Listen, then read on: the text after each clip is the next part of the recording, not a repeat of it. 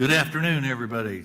Thanks for being here, and special call meeting of the Board of County Commissioners, Ingham County Board of County Commissioners for Friday, March 3rd, 2023. We will start out the meeting with a moment of silent reflection for first responders and members of the armed forces, followed with an invocation by Dr. Christina Moore, Senior Pastor, Rahima Apostolic International Deliverance Center, and a pledge of allegiance led by Commissioner Fleischer. So if everybody would please rise. Thank you.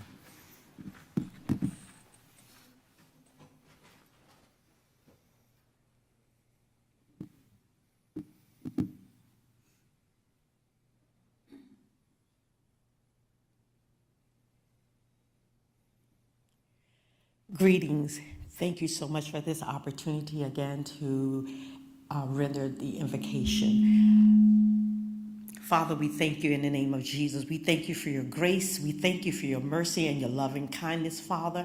We thank you that you're doing exceedingly abundantly above all we can think and ask for. We thank you for the wisdom, the insight, and the knowledge to be able to make sound decisions, God. We thank you for touching each and every commissioner and all the staff and all the pertinent parties that is connected to this special call meeting, God. Touch them from the crown of their heads to the sole of their feet, Father. We thank you for lifting up a standard of peace against the flood of confusion and chaos, and we release, according to your word, whatever we bind in earth, you are binding in heaven. We bind up discord, we bind up chaos, God, and we lose peace, we lose oneness, we lose unity in our community, and we forever carefully give you all the glory, honor, power, and dominion that is due unto you. In Jesus' name, amen, Selah. Amen. Thank you.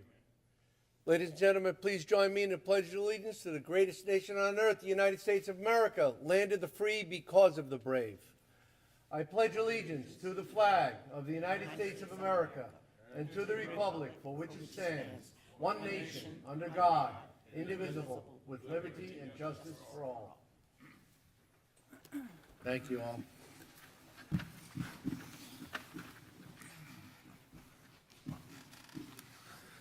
All right, thank you, everyone. Moving on to item 4. Well, this is kind of moot, but we do have any additions, deletions to the agenda for emergency items. If anybody's deletes us, we can all just go home. So. Move to approve. Do I have a motion? Yes. Do I have a second? Yes. Commissioner Moss. I have a motion by Commissioner Fleischer to accept the agenda as posted, and a second by Commissioner Moss. Anybody from the audience wish to comment on the motion? Seeing none, all those in favor signify by saying aye. Aye. Any opposed? Seeing none, passes 5-0. So moving on, Human Resources, County Administrator Finalist Interview. Ms. Boyle. There's a candidate in the back. Candidates are Commissioners, good afternoon. The item before you. Yes. Commissioners, Suzanne Boyle, Human Resources Director. The item before you is the next phase of the interview process for the candidates of County Administrator. We have Colin Badzinger, who is our Executive Recruiting Consultant that's with us to help guide us through this process. Colin, I would turn it over to you. Thank you. Colin Benzinger and Associates. Just for the public's benefit, this is the final, almost final stage. I guess this final stage is the selection of your next county administrator. But at this point, the commissioners and the public have had an opportunity to meet the candidates last night in a reception. And then this morning, the commissioners met with each of the candidates one-on-one in kind of a round-robin format. And now we're going to have the opportunity to have each candidate come before the commission to do an interview. We've allotted about 30 minutes for each interview. I will be the official timer. And when it gets down to 5 minutes, I'll just wave my hand like this to give you an indication. You don't really have to stay with the 30 minutes. It is sequential, so if you finish your questions with a candidate before 30 minutes are up, we can move to the next candidate. They're all waiting upstairs. Or if you want to take more time with a candidate. The point really is that you should get the information you feel you need to make a good decision on who should be your next county administrator. So, more or less is fine. Normally what we do at this point is when the candidate enters the room, the chairman welcomes them, gives them a couple of minutes to introduce themselves. You all obviously know who they are, but those watching on TV may not. So we usually ask them to give a couple of minute introduction and then start at one end of the dais and have each commissioner ask a question, rotating along the dais. And when the time's up, we can quit, or we can quit beforehand if you're done with your question. So it's really your process at this point and what you want to ask and when. Thank you. Yeah, sorry. Any question? I'm gonna kind of lay out what the plan is, if you want to hear that first before you Yes. ask your questions. Certainly. Okay, so what we're gonna do is each candidate will be ushered in to the podium or the chair, whatever they prefer, and I will obviously welcome the candidate. The candidate will get a chance to have a brief opening statement. And Colin, I would like to have the clock start after they finish their brief opening statement, so it allows 30 minutes for us as commissioners to ask questions. So with that being said, you'll have approximately 6 minutes per candidate, maybe 2 or 3 questions, depending on the type of question that you have. And you can request for me, if you would like, if you want additional time, say for a follow-up question or something like that, you weren't complete or you want to answer. So we'll kind of wing that by ear and see what you want to do. But I'll be glad to entertain that. Also, if you have, let's say you have one question and you're only going to use 10 minutes. If you want to yield the rest of your time to your fellow commissioner who's next in line, you can do so. And that way I want to make sure that we allow each candidate to have their 30 minutes. So they're not cut short for 20 minutes. And maybe you can just say, tell me about yourself or elaborate. We want each candidate to have their appropriate 30 minutes. So time will be kept by Mr. Basinger. And I'm going to start the questions from my left to the right. So what we're going to do is, Commissioner Moss, first candidate comes out, you're going to be the first to ask questions. When your 6 minutes or so is done, then it goes to Commissioner Adams will ask. And then I'll ask, Commissioner Lohr asks, Commissioner Fleischer will ask. Second candidate comes out, we'll start with Commissioner Adams this time. Commissioner Adams will be first, I'm second, third, fourth. Third candidate comes out, I'll start, second, third. It works its way on down the line. Everybody follow me so far on this? You good? You look like you have a puzzled look in your eye down there. Okay. Focused in on what you're presenting. Okay. So that's how we're going to ask the questions for this process. And then when we're done, I'll wrap up the meeting. We'll have any comments from any of y'all that want to make comments on the process or whatever you want to say. And then I'll kind of refer back to Mr. Basinger just to start leading us through the process of the actual vote in the voting process. And if you saw it in your backup material, there was a suggested procedure for that, and I'm sure we'll follow that with regards to the process. And then after that, we'll have a motion, and we can choose to decide today, or we can postpone it. So I hope we can decide today, as my opinion and recommendation, for whatever that is worth. So moving on from there, I believe we will get started. Anybody have any questions?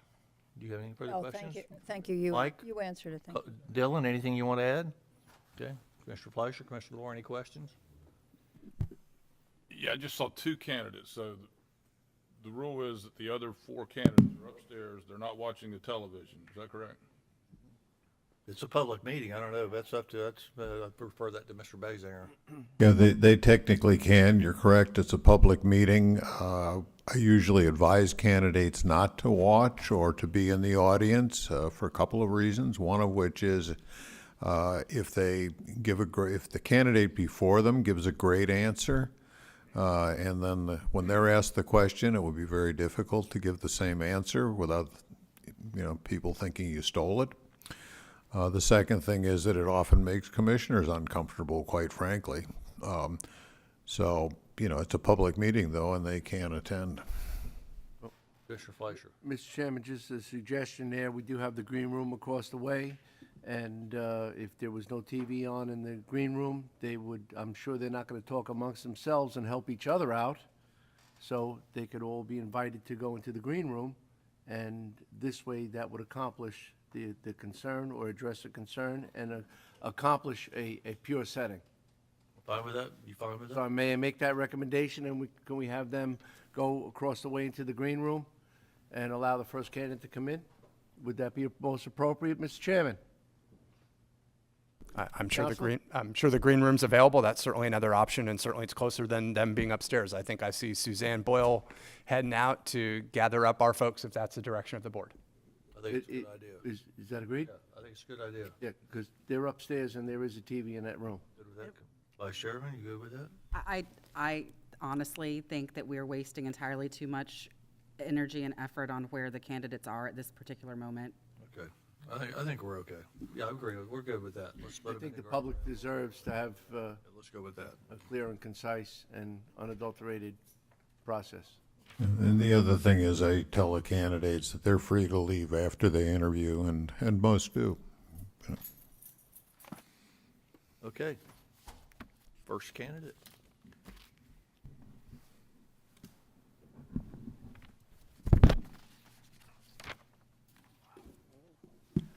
Good afternoon, Commissioner. Doc, good afternoon. It's been a long morning, but thanks for being here. Ladies and gentlemen, this is Dale Doc Doherty from Michigan. He's one of our 5 finalists, and we want to welcome you here to this open hearing, and again, welcome you to Newberry County, as I said before, and also congratulations for being one of our finalists. So with that said, I'm done all the talking. It's up to you. All right. Just a quick background myself, born and raised in Allentown, Pennsylvania. Grew up in an entrepreneurial background. My father owned a small pharmacy where my brother and sisters all learned great work ethic, and customer service starts with a smile and a handshake. We all have that in our lives, and we raised our children that way. I met my wife 29 years ago at this point. We've been married 28 years. The opportunity came about to work in Lake Park, Florida, so down in Palm Beach County. So we actually spent 12 years down there, where actually 5 of our babies were all born. So right now it looks like I'm coming from Michigan, but actually spent 12 in South Florida. Got to the point, though, where I realized that I'm much more strategic. I often say I work for the government, but I'm not a government employee. So I decided at some point, I said to my wife that that's it. I want to go back to school. I'm going to obtain my MBA from the University of Notre Dame, and at which time she looked and said, they'll never accept you. And well, a year later, there we were, on the way with the babies up to Notre Dame, and to recalibrate. Market crashes at that point when I was looking to possibly go more corporate, so I go into what I know. And this was 15, 16 years ago.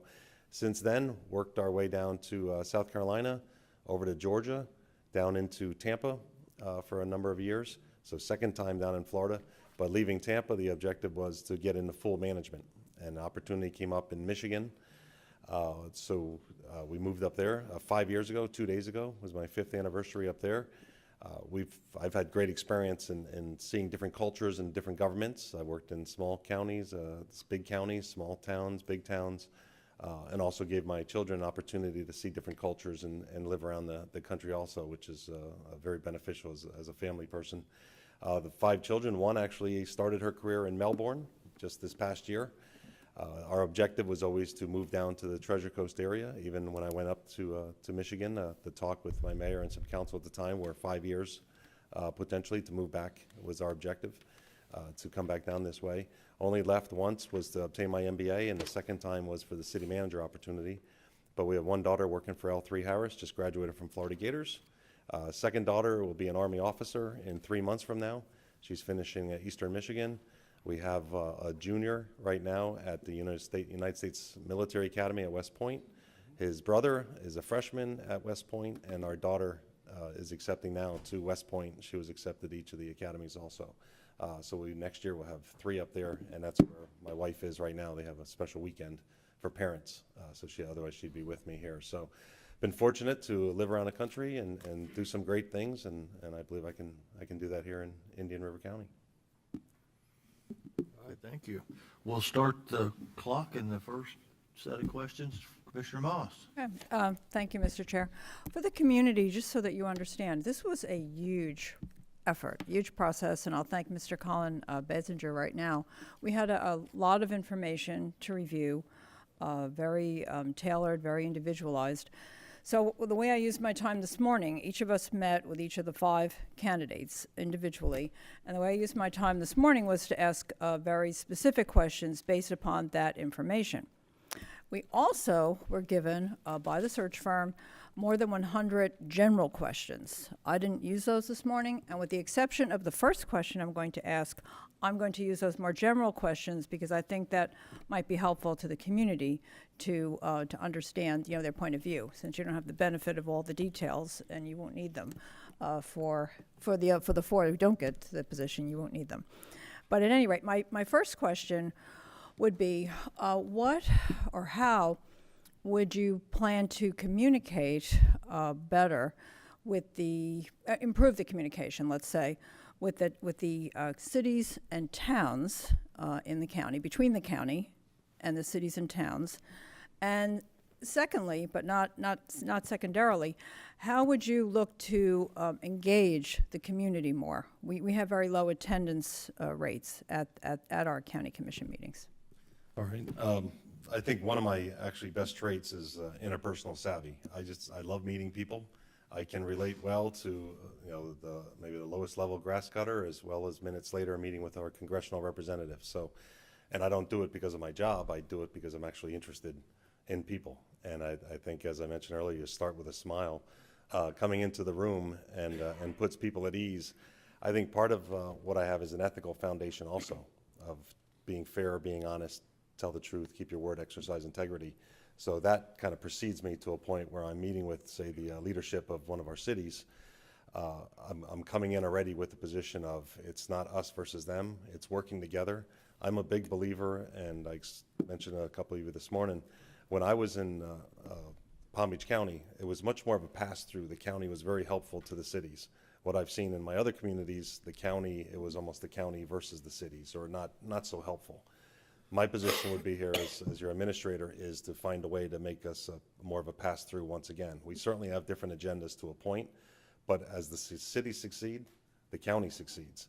And I think they will find that out very quickly in our city limits, that it won't be me as an administrator of finding out how we're different than them, but how we can truly work together. And I love the win-win situations, and sometimes you have to give a little more.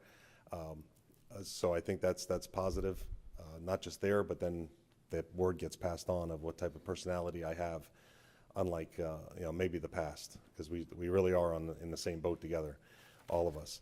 Getting more citizens involved is a chore for any community anywhere. You always hope to have a large turnout, but not necessarily. I find that the more pleased people are, the less likely they're going to be engaged. Actually, it tends to be more of they're angry with your local government. So meeting people halfway, becoming part of their organizations. I made some phone calls this past week with a number of your outside organizations, and very happy, very pleasant people, very supportive of the county, and asking though for maybe a little more support in general of my administration. What would I do, and what kind of person I'd be involved in? Be a person I'd be involved. I'd be more engaged. I believe itself as far as I'm a management by walking around in the beginning, meeting everybody, including your volunteer organizations, your veteran services, and certainly the Chamber of Commerce for what they do with economic development and our tourist opportunities. So that same thing is getting people engaged because of the fact that I'm interested. I want us to succeed. I'm a 24/7 person. From morning, the moment I wake up, to the time I go to bed, I will think constantly of how do we make Indian River County better. I don't think there's any one magic bullet necessarily of getting this room full of citizens, but as I mentioned earlier, I could tell you that when they're unhappy, they tend to come out a lot more. So my objective as the administrator is to support the commission, be a champion for your efforts, at the same time leading the staff, with a positive environment.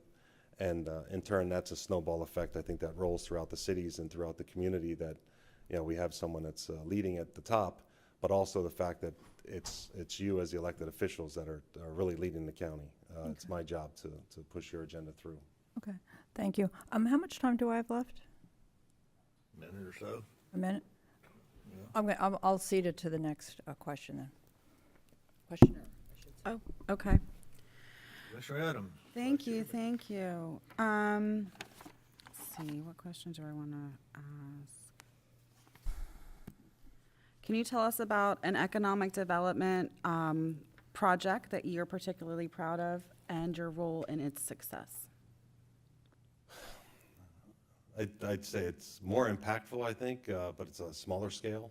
I arrive in Michigan, and there's an issue with the cornerstone of our community up there, and it really has to do with the McDonald's, ironically enough. Again, on a smaller scale. It's been going on for 10, 11 years before I ever arrived there. So their objective was to do one thing, the Planning Commission was another, the DDA, or CRA up there, they call them DDAs, was going in another direction, and it literally was an 11-year project. I sent an email to the leadership in Chicago for the McDonald's, and I basically started off saying, I love Big Macs. I love everything about Big Macs, but you're the cornerstone of our downtown. There's something different and big that has to happen here. The mayor at the time was only there for 2 weeks or a week and a half when I wrote this letter and asked, what are you doing? And I said, we're just shaking the trees and see what'll come out of here, because sometimes you have to challenge a little bit. Within a week, they called, came up to our city hall, and discussed how they can only build an everyday McDonald's in that area, just one that you see everywhere. And I said, it's our cornerstone, it's got to be different. They mentioned to me how that's all they can do throughout the country, is exactly what they do. They've gotten away from making specialty McDonald's, at which time I slapped the mayor on the arm, and I said, that's perfect, because we talked about turning that corner into a park, at which time they said, no, that's not exactly what we want you to do. We still want to build. And it was like, oh, we can do something? Well, if you go up to Garden City, Michigan now, you'll see a very unique McDonald's that is nowhere else. And it's become our cornerstone now as we're trying to develop from there. But it was a good investment, a simple project, but it was one of those that even McDonald's announced, if it wasn't for the city manager getting involved and pushing this through, hearing all sides and just recognizing, we just want to finish the project. Put egos aside and issues of the past, and it came through well. Awesome, thank you.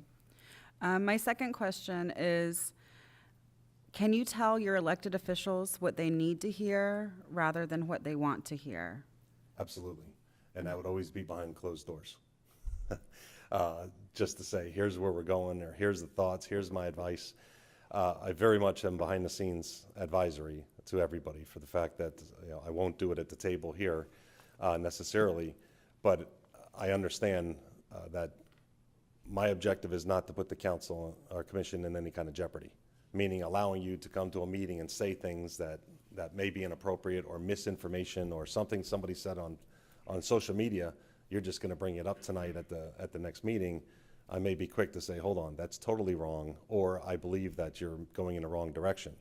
That being said, I work for the commission, as a whole. I count to 5.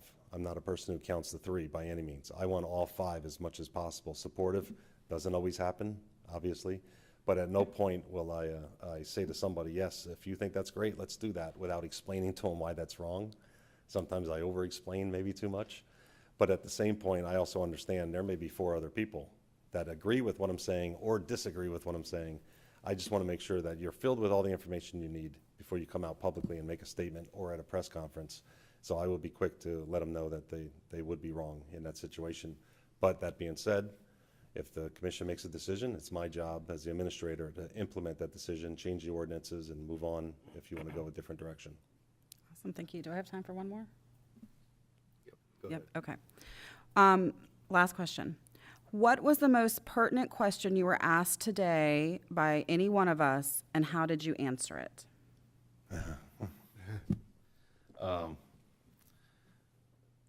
I won't answer the second part if I can. I'll answer the first. The question, I think, was meeting all the department heads and the staff, who impressed you the most? And, just why?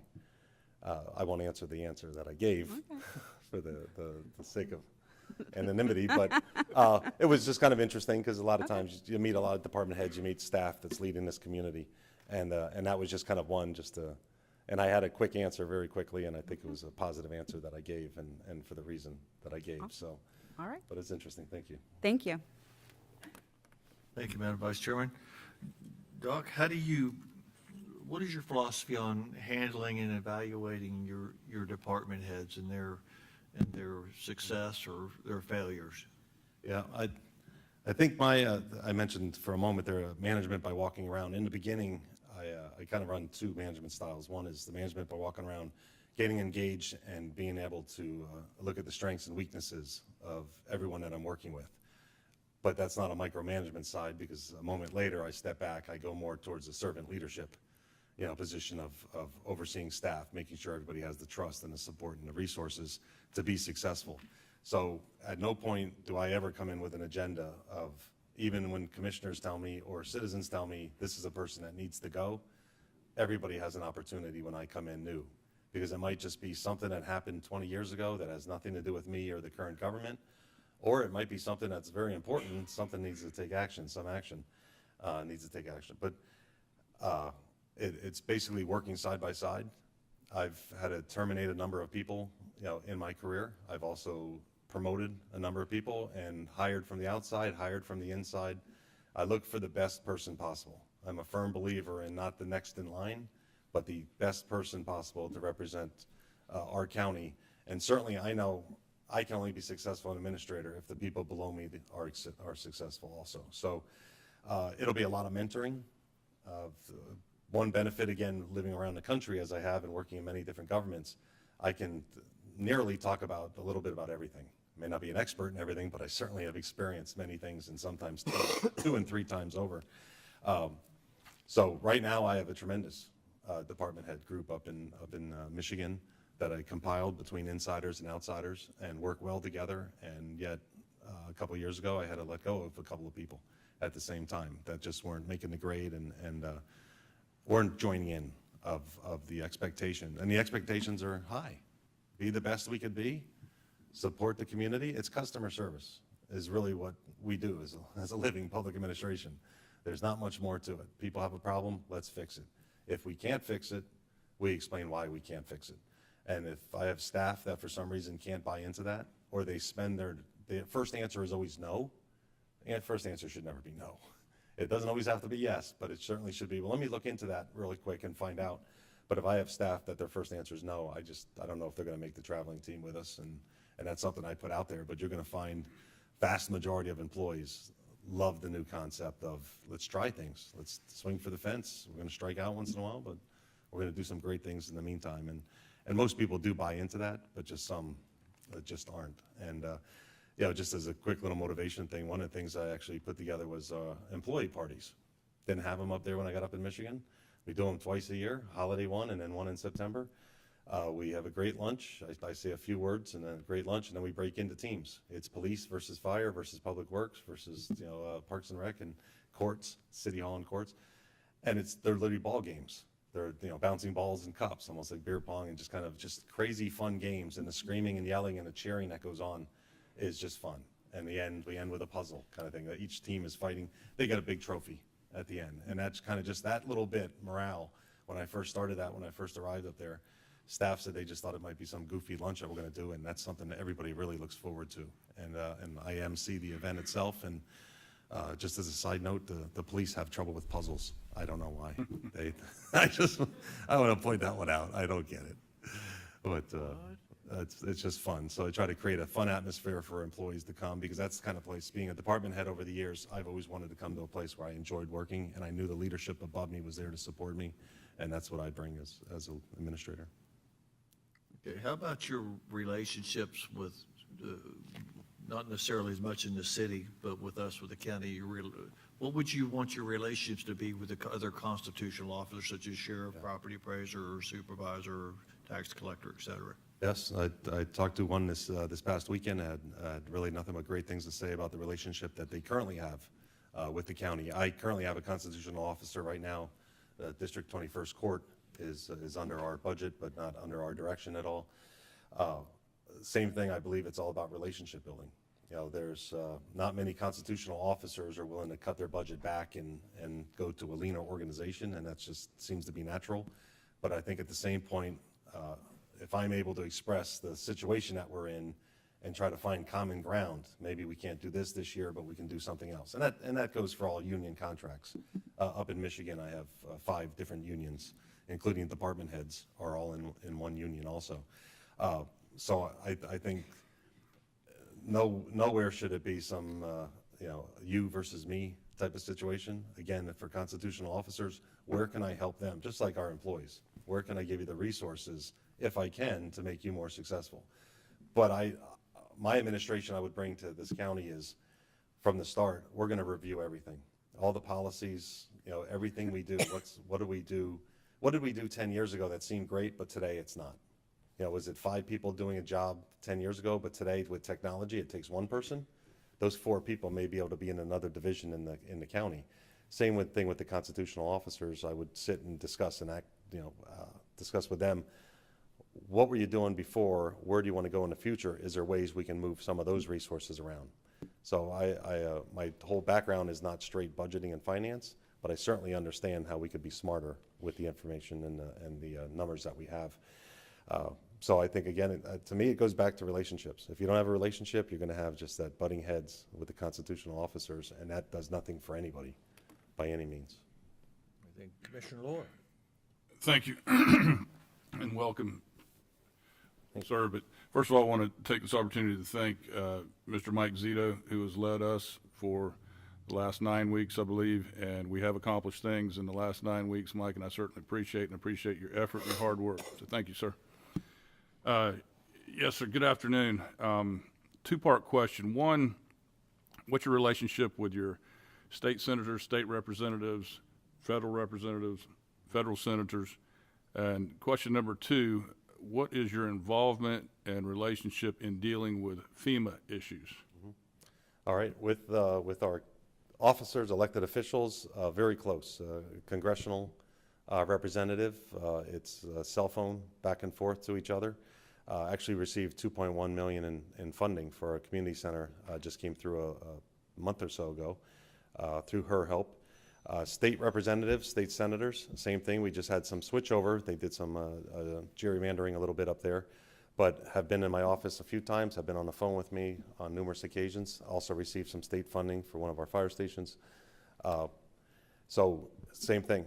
I like to meet people. I like to smile and enjoy life, and I think that puts people at ease. So I've fine relationships with them. Even our school district was in 2 weeks ago, gave them a tour of one of our facilities, looking for places where we can share opportunities. So that's not an issue. And the FEMA, the only experience now was the hurricanes. I went through 4 hurricanes directly down when I was in North Palm Beach County. Was Jeannie, Francis, and Katrina and Wilma, all 4 of them. So it was part of the pre-setup, pre-arrangements for the hurricanes coming in, and then part of the food and water setups at our government buildings, as well as the cleanup afterward, and getting reimbursed back with the tickets for FEMA. So that's kind of been my connection, just because of the hurricane situation. But since then, my other place is not directly FEMA. But Okay, had some so experience. in Hillsborough and in Michigan, Yes. you haven't been involved in any FEMA reimbursement processes? No issues in Tampa when I was there, and not in Michigan either, no. Okay, thank you. Mr. Chair, I'll yield my time. Commissioner Fleischer. Thank you, Mr. Chair, and thank you for being here. We've had a wonderful few days together. Thank you, Colin, for providing this. Thank you for your participation, as well as your thorough research, your archaeological dig of Indian River County. It was tough to return the favor, as you do not provide any social media involvement, not too many articles about you. I tried. But with that, thank you for admiring our staff. I know you had the tour during a previous conversation.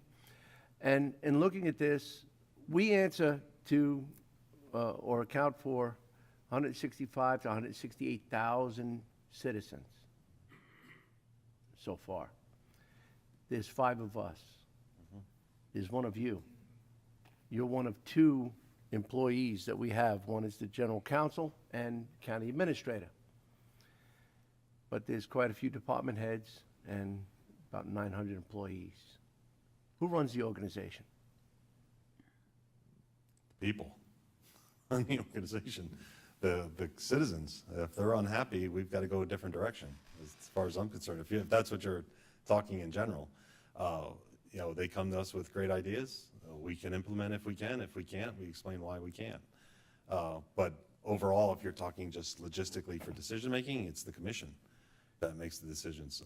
My job is to champion the commission's decisions, but at the same time bring great ideas from the staff to say, here, commission, here's the direction we'd like to go, and hopefully get the 5-0 vote. So depending on which direction you're going with the question, the citizens in general are the most decision maker. Well, now the follow-up, if that does not occur, if that direction from here and from the citizens is not moving forward and it gets to a level where there's, maybe I've identified some communication challenges or maybe a willingness challenge, how do you address that with the department heads and then get the mission accomplished? Usually when I show up at a community, I call them gnats. There's these little gnats flying around. Some people just have old grudges that have been going on for a long time, whether it's with the landlord in the building department or some youth program with the recreation department. And I explained to the staff literally right from the beginning that I'm going to settle a lot of those issues because I have no dog in the fight. So I can come in and look at it big picture to say, get this person that paperwork to finish it off, and this over here, we're wrong. They should be given the field on those certain days.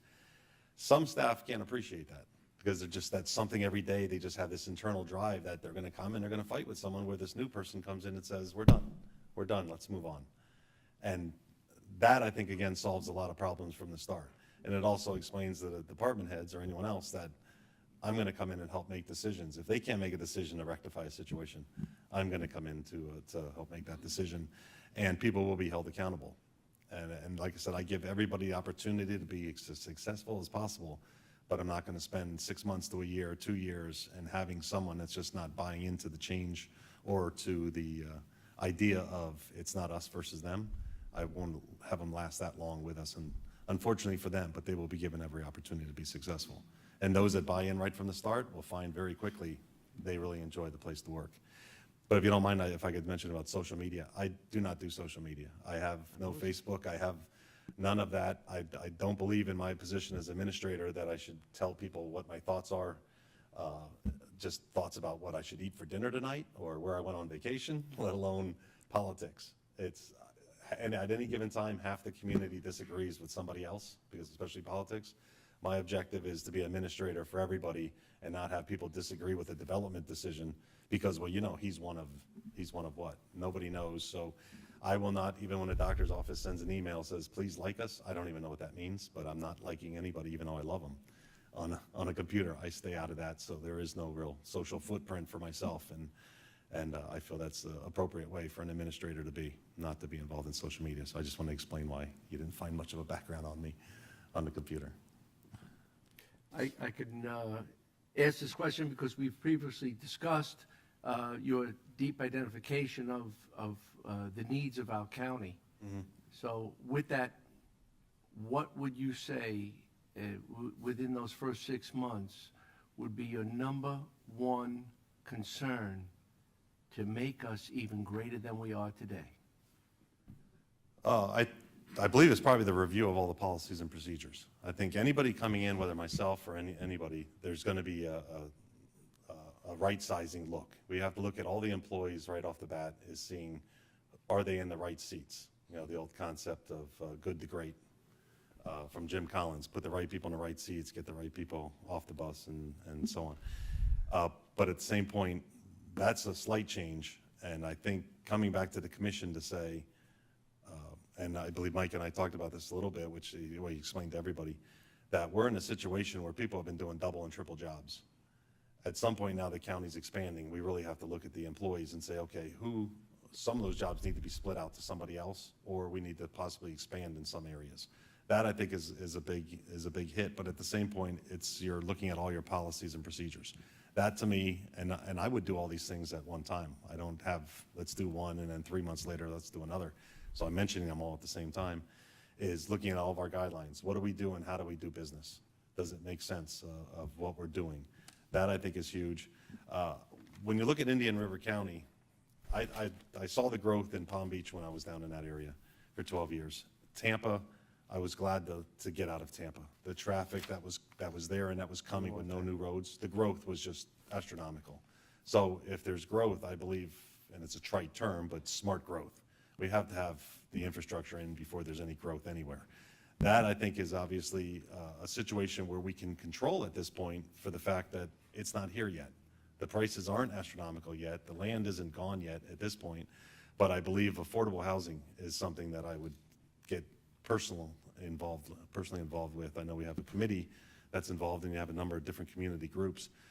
But to me, that's not just affordable housing for nurses and people that work in the county. That's staff itself. As we hire people in the future in this county, whether it be fire off police employees, we have to find a place for them to be able to live, and it shouldn't be to the point where 10, 15 years ago, we look back and say, boy, we should have done something 10, 15 years ago.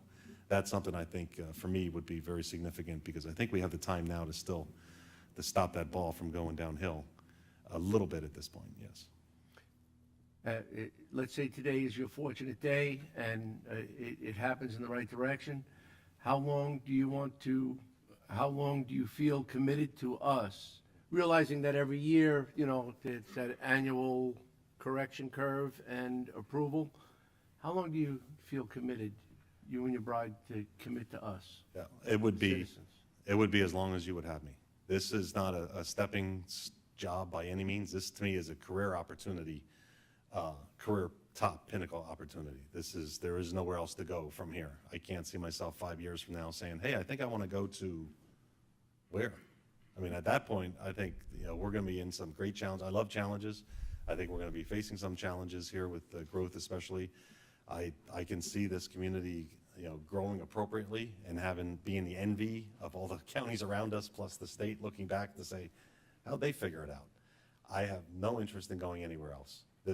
We talked for many years with the babies about where we would move to one day, Treasure Coast area. And as I mentioned, my daughter getting up to Melbourne, it just, sometimes the stars align, whether this works today or not. But our objective would be stay here as long as you would have us. I can absolutely commit today publicly. There's no interest in 4 or 5 years, and we'll see where we'll go. That was what I said in Michigan. I would not say that here at all. Thank you, Doc. Mr. Chairman, I have no time to yield. Thank you. Okay, Commissioner Moss, there's time for you have another question. Yes, I do. I have one Go more. ahead. Thank you. And this is from the general list of questions for the community, but it certainly does apply to us. Like many communities, we are experiencing rapid growth and development. What would you do to protect the unique character in our case, of the community while permitting smart growth? First, I'd make sure that we're not against the law in any situation. Legally, are we able to stop some growth, some areas? That's one thing. Some people just say no growth at all anywhere.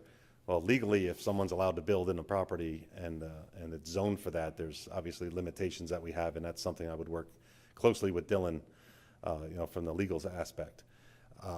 I'm like anybody else.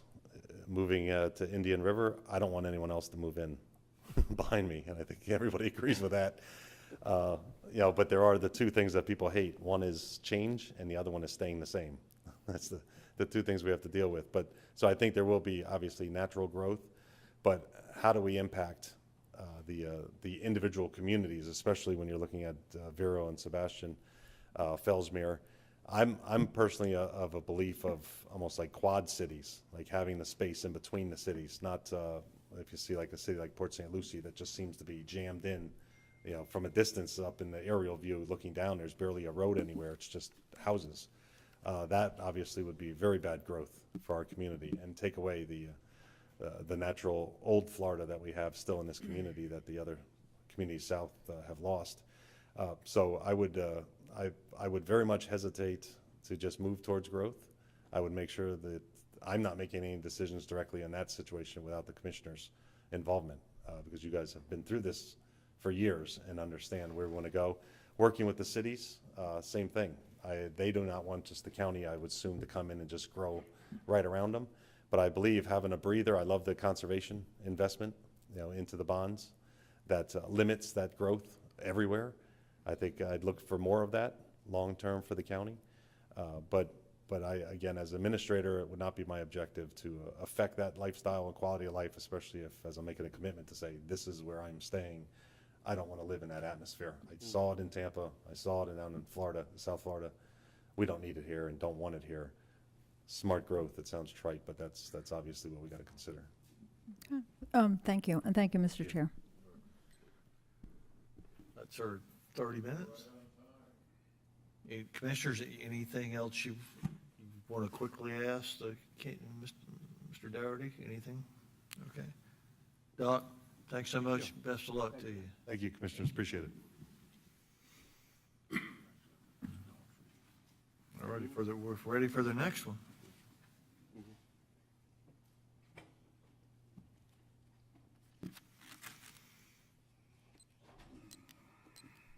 You could not have been closer to 30 minutes. Well done. Tell you, it's a great county.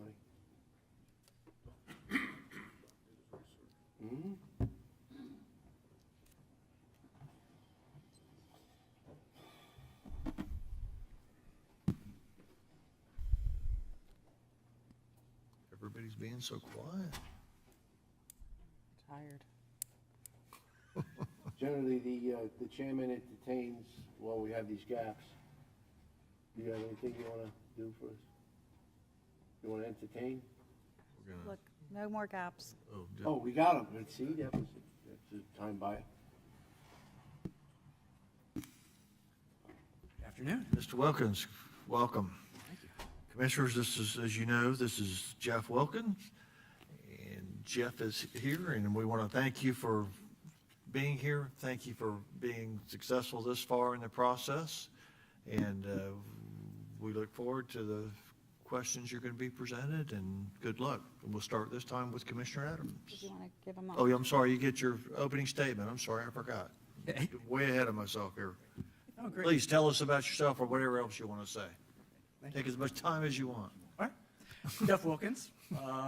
Those that haven't met me before. A little about myself. I grew up in central Indiana, in Fishers, Indiana, near Indianapolis.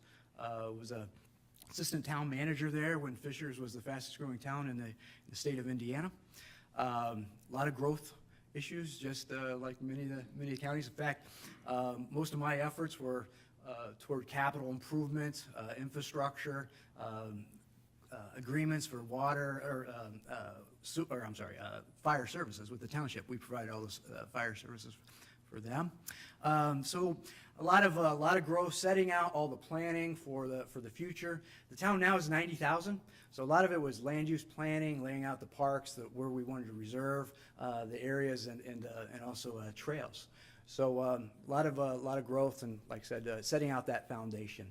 After that, I was in Buchanan, Michigan, smaller city, full service city, an industrial city. So we're the main manufacturer that employed the community had left. That was Clark Forklifts. So really, most of the effort there was a lot about economic development, brownfield development. And we also, a lot of intergovernmental relations. I had described to some of you earlier, one of my accomplishments there was to partner with the Economic Development Corporation. The city next to Buchanan was Niles, and they had an Economic Development Corporation.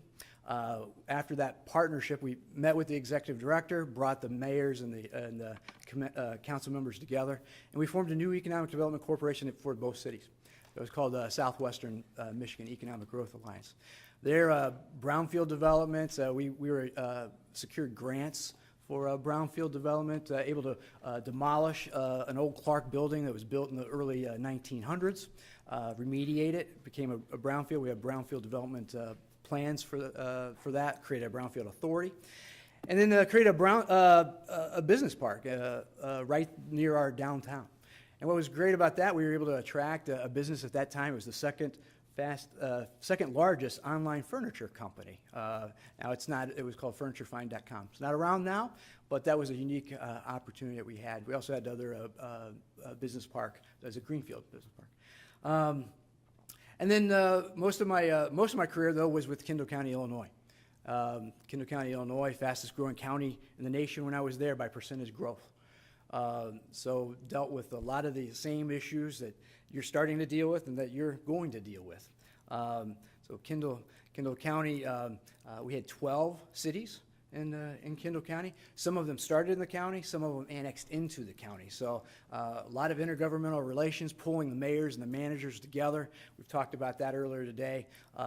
We really didn't have a group like that before, so that's where my emphasis really is on intergovernmental relations, and that helped us. We also coordinated the economic development group. We had economic development practitioners in the various cities, pulled them together into a group called KETA. One of my hallmark projects there, you know in your packet, public wouldn't be aware of, but we created a Kendall Area Transit. So that was a project that we didn't have any public transit in Kendall County. And again, fastest growing county. The counties around us had it. So the county board said, hey, how can we get this done, Jeff? So I'm very proud of that effort. That was from concept to wheels on the ground. Just all of the planning, the comprehensive planning of pulling all the stakeholders together, all of the communities. As you know, what I'm happy about is every community participated, every mayor supported it. I used the mayor's managers group as a steering committee to get that going. But we had a lot of technical committees too of stakeholders. And so everyone participated, and that helped us get local match and leverage the dollars. And not as big as Go Line, and very, very excited about the Go Line project. But again, I'm just happy to be here. That's a little bit, I think that with my experience, I look at what you have in front of you and what you're going to deal with and what you have dealt with a lot of those, managed through a lot of those issues, and just excited to take it on. Thank you. Madam Vice Chairman, it's all yours. Thank you, and welcome. All right, my first question is kind of a three-part question. To what extent do you believe contact with citizens and citizens groups is important?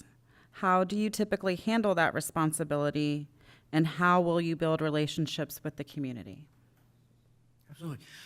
Well, we're here for the citizens. So I mean, that's, that you're here to serve, I'm here to serve, and all staff. So we definitely need that citizen engagement. And that's accomplished through various methods. I mean, I think just the initial information, just the education, there's an education component that's ongoing that we need to look at and promote. So each department should have that, and we should have staff dedicated to putting that education out through multiple methods, whether that's social media, through the traditional media and such. So really, that's that's one of the ways. Surveys, obviously. I had mentioned, and also focus groups. I had mentioned last night that our volunteers, especially the active volunteers in the community, that really support the county and what we're trying to do, all in thick and thin. Those would be good focus group members to get public engagement from. And I'd already mentioned mayors and managers. We would definitely want to engage them, and that's another way of outreach. You would hope that the mayors and the managers of the various municipalities can get us information also.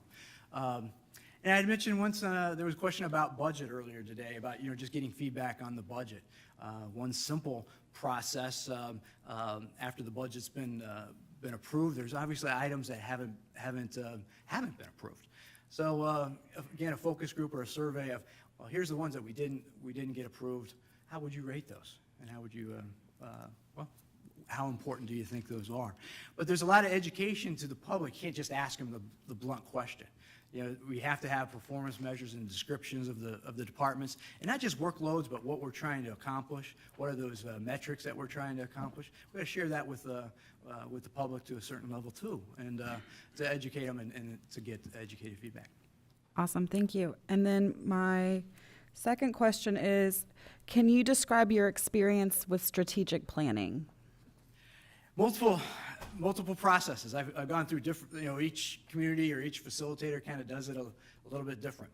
But whether it's strategic planning at the department level, myself facilitating that or helping a director facilitate that, again, lining it up with the overall goals that you've set. So we're trying to set up our projects and our programs aligned with the strategic goals.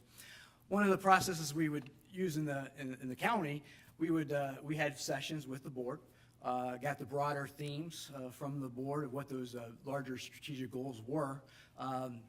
Then normally I would work with the department heads and hopefully the constitutional officers too to line out what we could do toward those goals, bring it back, get feedback from the commission, and then get feedback from the community. Awesome, thank you. Thank you. Jeff, some of your most recent experience, according to your resume, was in the solid waste with Central Ohio, I believe. Of course, Florida, waste like any area, solid waste, recycles, all that sort of stuff is a big issue. We're basically running out of landfill space, running out of land. Where do you see any River County's future in this, in the solid waste arena, and maybe what direction we should go? And also, I want your views on, we're coming up with a new contract between vendors, if we so choose to go that way, whether to go universal or stay with subscription, so. Right. Well, my experience in Ohio, our area served about 1.3 million people. So, and we took in about 1.2 million tons. So just 3 times what you take in, but had a much larger population. So a lot of that was the goal, to extend the life of the landfill as long as we could.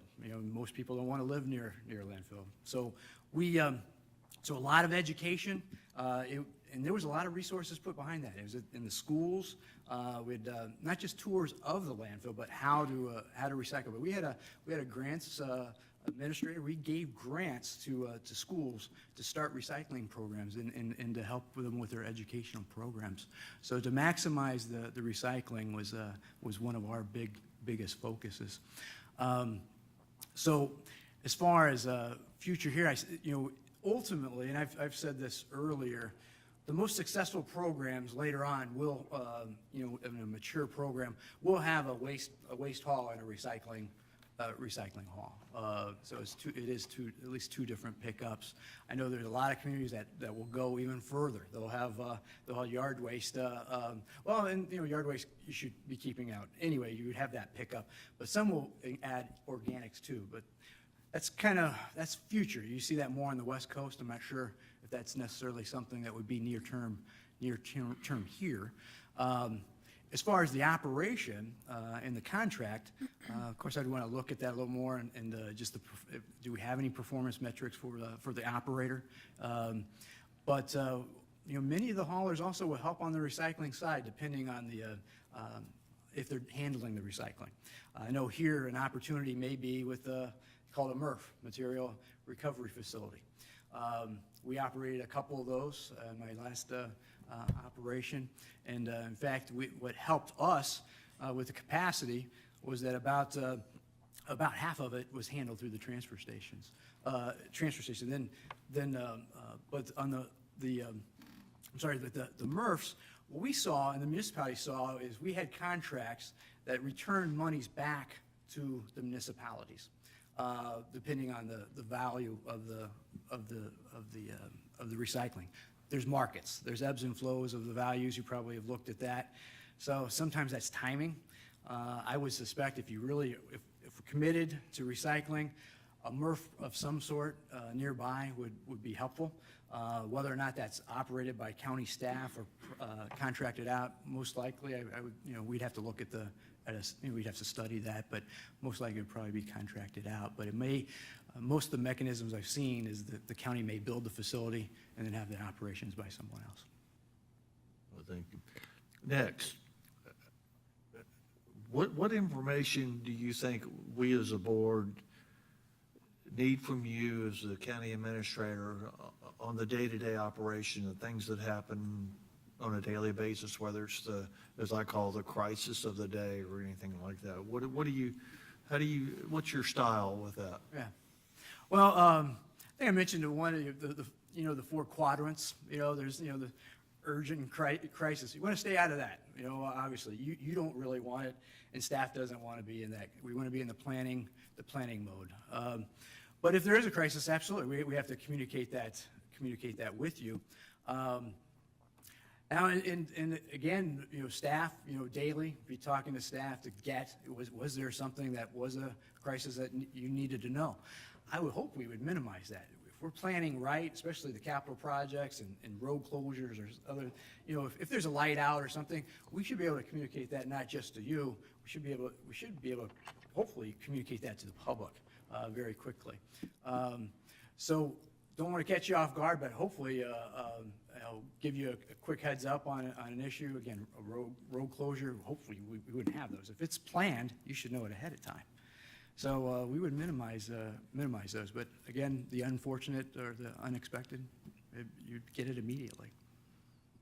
Commissioner Law? Thank you, Mr. Wilkins. I'm the new guy, Mr. Wilkins, so thank you for being here and tolerating us.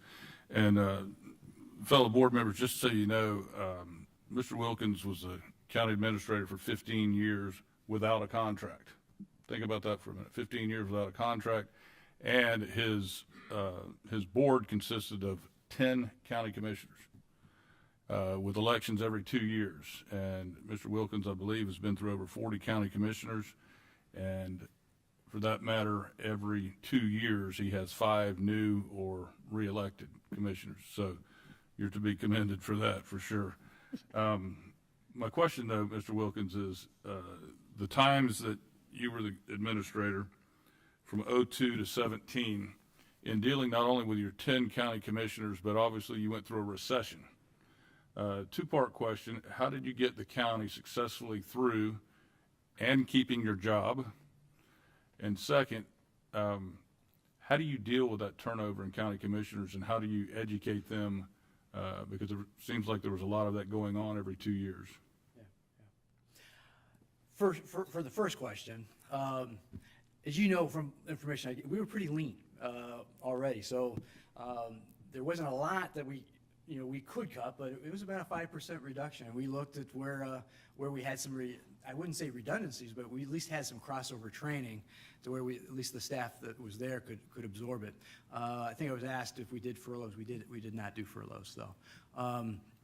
We felt that would be more of a morale buster for those that were still there. But again, we looked at where we had some cross training. We supplemented it with other services or outside vendors quite often to get us through. I was lucky. I had constitutionals or elected officials that worked with me. They held off on positions. If they had some openings, they held off. And it takes time to fill positions. So that always, in some aspects, helped out. So that's kind of how we handled that. As far as the board, you're right. Every 2 years, I explained that when I had a new board member come on, usually there's certain areas that a board member might want to influence. So I'd want to find that out, first. We'll find that out, and then really explain to them where that might fit or does fit with our goals, our strategic goals. And then, because I wanted to make sure that they were engaged. We had detailed orientations from each of the departments. Well, yeah, we had elected officials come in and give orientations too. So it kept them engaged. We used the work sessions too, as well as committees. We had standing working committees. That did help the communication. They were open. Our Illinois laws are somewhat similar, as far as that only 2, if they were on a committee, only 2 could communicate. So we had the same types of issues. So those committees really helped quite a bit for us to work through issues and talk about them. Thank you. Yeah. Mr. Chair, I'll yield my time. Mr. Fleischer? Thank you. And thank you, Mr. Wilkins. I appreciate your straightforwardness early today. I'd like to continue on with that. I'd like to begin with, what's your view on privatization and outsourcing on regular occurring scenarios that we're confronted with? Well, I mean, local government's really been, I guess, outsourcing a lot of functions already. I mean, you don't do all the paving, you don't do all your engineering necessarily. So there's a number of areas that you already utilize. So, I mean, if you have an area that we're having an issue with as far as staffing, I know that's been a theme. There might be some vendors that can supplement staff. So I feel like using vendors is a good supplement. It depends on the workload. It seems like here the workload's heavy enough in most of the areas that you'd like to be able to have as much as you can within the department. But I will say though that having that supplement, and then there's definitely special studies that may have to be done. There's just times though where you do get behind. We should use again supplemental firms.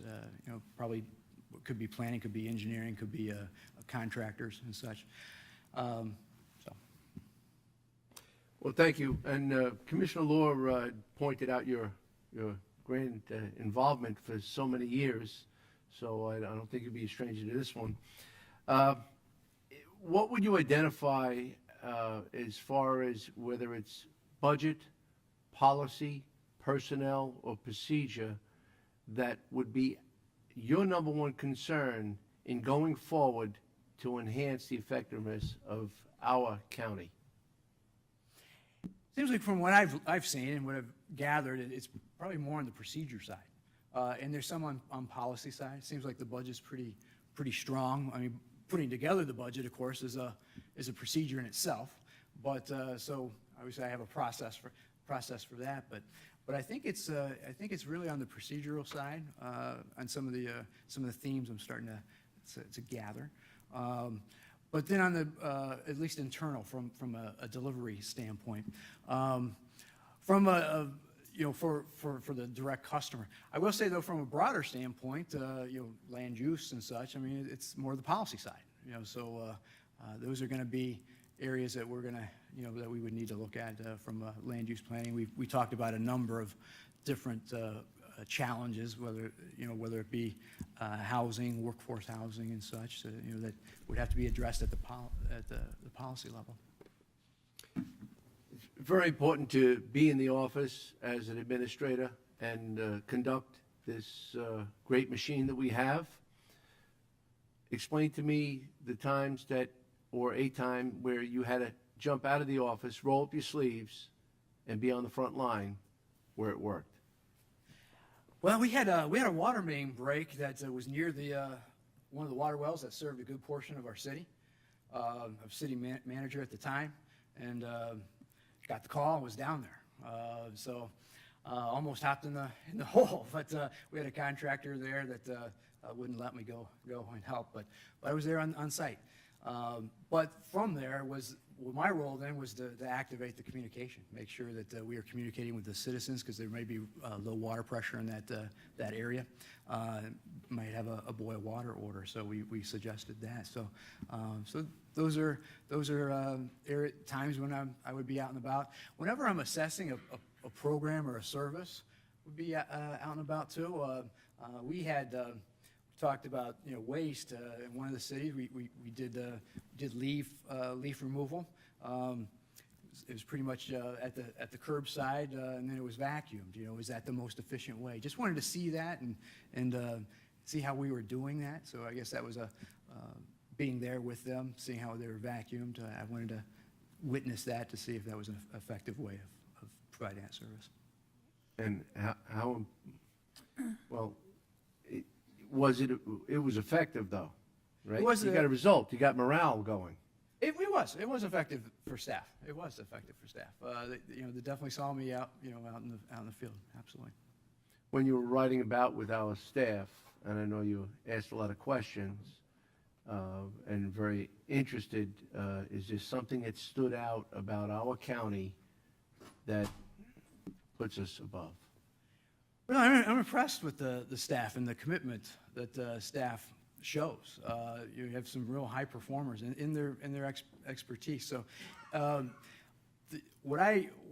just the workload that they're committed to and accomplishing right now, but then also the partnerships that they're developing, I think is impressive. I mean, some of the sites that we went to go see, whether it be Jackie Robinson or the Humane Society partnership, those are all very encouraging partnerships.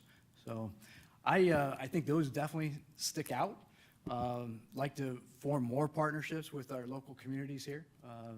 I'd mentioned before, mayors and the managers here in the county, pull them in and work with them more too. It's only been a few days, but where do you feel our personnel to commitment ratio is? Are we short? Are we there? Do we need more? Well, you're lower than what you were, and I'm sure the workload's not lower than what it was. No. So there you have it. I mean, you're doing more with less. You want to be efficient, obviously, but I've described before, and I don't know if a question is going to come up about budget, but normally during the budget process, the new staff being added, I'd want to have some justification for new positions, and that's going to be impact to external customers as well as internal customers. At minimum, those types of questions would want to be answered. Glad you brought that up, because next month starts the need-want assessment process that we'll be facing. So, thank you. I yield the floor. Commissioner Moss. Okay, thank you. Mr. Wilkins, what are your thoughts on means of promoting better communication and collaboration, perhaps, between the county and the cities and towns in the county? Well, you've heard me mention, again, Kendall County, we had 12 cities in the county, some annexed in, some started, but we didn't have a mechanism. So we did, I formatted and created and championed the creation of the Mayor's Managers Association. So with that, I think that's, we would meet quarterly. We'd have topics. We would bring topics as some were educational, some were planning, and they would bring topics too. So I would at least initially, part of my first 6 months, I put that in the packet too, would be meeting with city managers and mayors of the various communities and get a feel for their topics and their issues. But I think that's at least one mechanism for creating and cultivating that relationship. Okay. And what do you think about bringing jobs to the county? How would you go about that? And do you have a preferred sector based on what you know currently about the county? Preferred industrial sector? Yes.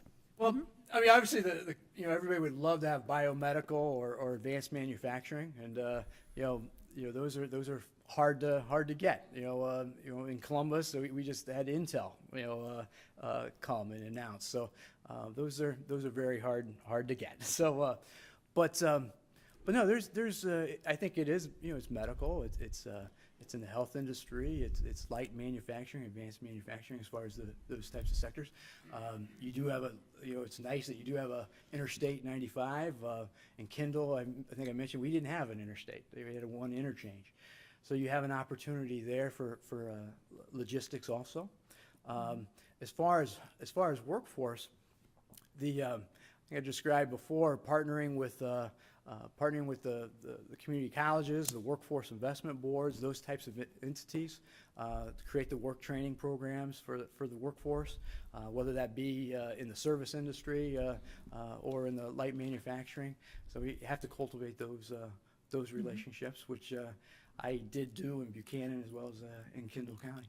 Mm-hmm. And are there specific attributes of the county that you think might be marketable? Well, I think definitely the infrastructure, at least the infrastructure is definitely marketable. Your demographic is marketable. As far as for medical and such, with some of the universities around, you have other opportunities in beyond the health field into biomedical. You can still build on the aviation that you have here now. So I think there's those opportunities. Okay. All right. Well, thank you, Mr. Wilkins. Madam Vice Chairman, do we still have some time left? Sure. I'll ask another question. As a manager, how do you evaluate your own performance? Well, mine's linked to the strategic goals. Are we making progress to those? But so there's that linkage, but there's also at the department level too. I want to make sure the departments are meeting their goals to the strategic goals. So I would be coaching the directors to meet those goals. Are we making our milestones? What were the obstacles that we had? Was I able to remove a block or an obstacle to help them out? So really, that's a lot of my role is to help them. I can be strategic or tactical, and a lot of times when we get locked up on the how, I can help provide a sounding board and help guide that to go a different route and get us through that obstacle. Awesome, thank you. Another? All right. Can you describe your experience and philosophy of labor management relations? Well, I described to you before, in Kindle, we had 4 unions and we had 12 union contracts that I negotiated each time. Each one of those 3 or 4 times during my time there. But we would build relationships with the BA. The union usually had a business agent. Knew that I think I described to you, we had binding arbitration. So if we didn't find a common ground, it went to an arbitrator, and their decision was final. So we had to build that relationship with the BA. I had multiple BAs that I had built that relationship, or even the local president too at times. Teamsters president would come down and to our location oftentimes to negotiate too. So usually around election time. But it's building that relationship with them, and knowing, especially if there's not the, with my environment that I was in, if it wasn't interest arbitration, they knew where we were. What are they trying to accomplish, and what's realistic? Whether we had turnover or not, whether we were attracting or not, so we could lay that out. Obviously, on the binding arbitration side, we had to really look at the comps, and so we had to pretty much stick pretty close to the comps. So our negotiation is where are we going to be on that range of comps. I think I described to you health insurance, very difficult to negotiate there. But they knew. I mean, they started to see. It's funny. Our insurance programs were better than the union hall was offering to their employees. So you had some that were sympathetic and said, "This is a great plan." So, but they wouldn't say that to you if I hadn't built the relationship with them. Awesome, thank you. Still time left. I don't have one. Oh, I'll yield to another commissioner. do you guys have another question? If not, I will be happy to keep going. How do you create efficiencies in understaffed departments if you're unable to add staff? Yeah. It goes kind of to what I described before. We may have to supplement with outside sources, as far as that. Also, it's worth having that outside source look at our procedures too, and help us, where can we make adjustment. I'm not afraid to have somebody come and look, and not just myself, but have another set of eyes look at those situations too. All right. Thank you. And more time? Or you have one? 3 minutes. Sure, go for it. Currently, you mentioned labor negotiations. Currently, our protocol has been to have the deputy administrator and our human resource director amongst the team to do that. What is your thought process on that, and would you prefer to be on that team? I think that me helping set the parameters. What are the parameters? I mean, when you go in, you would hopefully you have those parameters. So I'd have a major role with that, talking through that with yourselves, and as well as the negotiating team. I may not be at every negotiation, every session, and I think that's usually a good thing, because you want to be able to bring somebody else in from the regular negotiating team. So I think you always want to hold somebody back. So I may not be at every session, but I'd be at key strategic sessions. What's the key element that satisfies or narrows the gap? Salaries, service, or benefits? With union employees? Well, I think salary benefits are, it really, I think usually it's the salaries first. I mean, if they feel like they're not within the comps, that's going to drive it. There's no doubt that's going to drive that first. I know we had some discussion on certain days, benefit time. I'll put it in that mode. And that mechanism sometimes is used to get different time off, and then you backfill those shifts. So it ends up you're paying triple time. So that can, so some that advocate for more time off at times can know that the dollars are going to come back. So it's really just a mechanism to have extra dollars. So it's back to the dollars.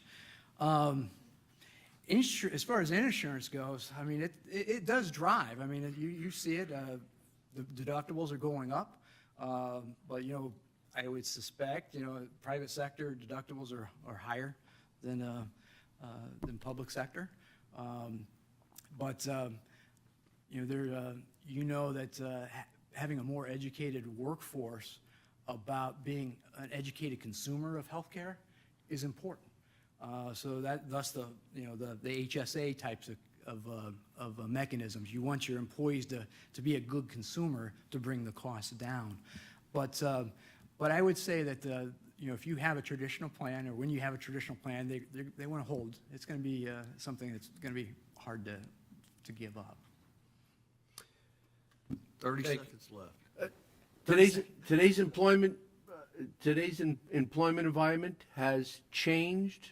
What do you suggest is the number one factor for retention? I've said this before. I think you've got to show pathways to staff. So when you bring them in, they got to know where can they go from there. So otherwise, you're just another job for somebody else. You're just training for somewhere else. So you need to lay that out, and I'd work with HR to try to lay that out for them. Thank you. All right, commissioners, any further comments or questions for Mr. Wilkins? Seeing none. All right. Thank you, Jeff. Yeah. It's been an honor. I luck. appreciate it. Thank you. Let's have one more. You need a break? I'll tell you what, let's take a 5-minute break. We'll be back here at 2:30.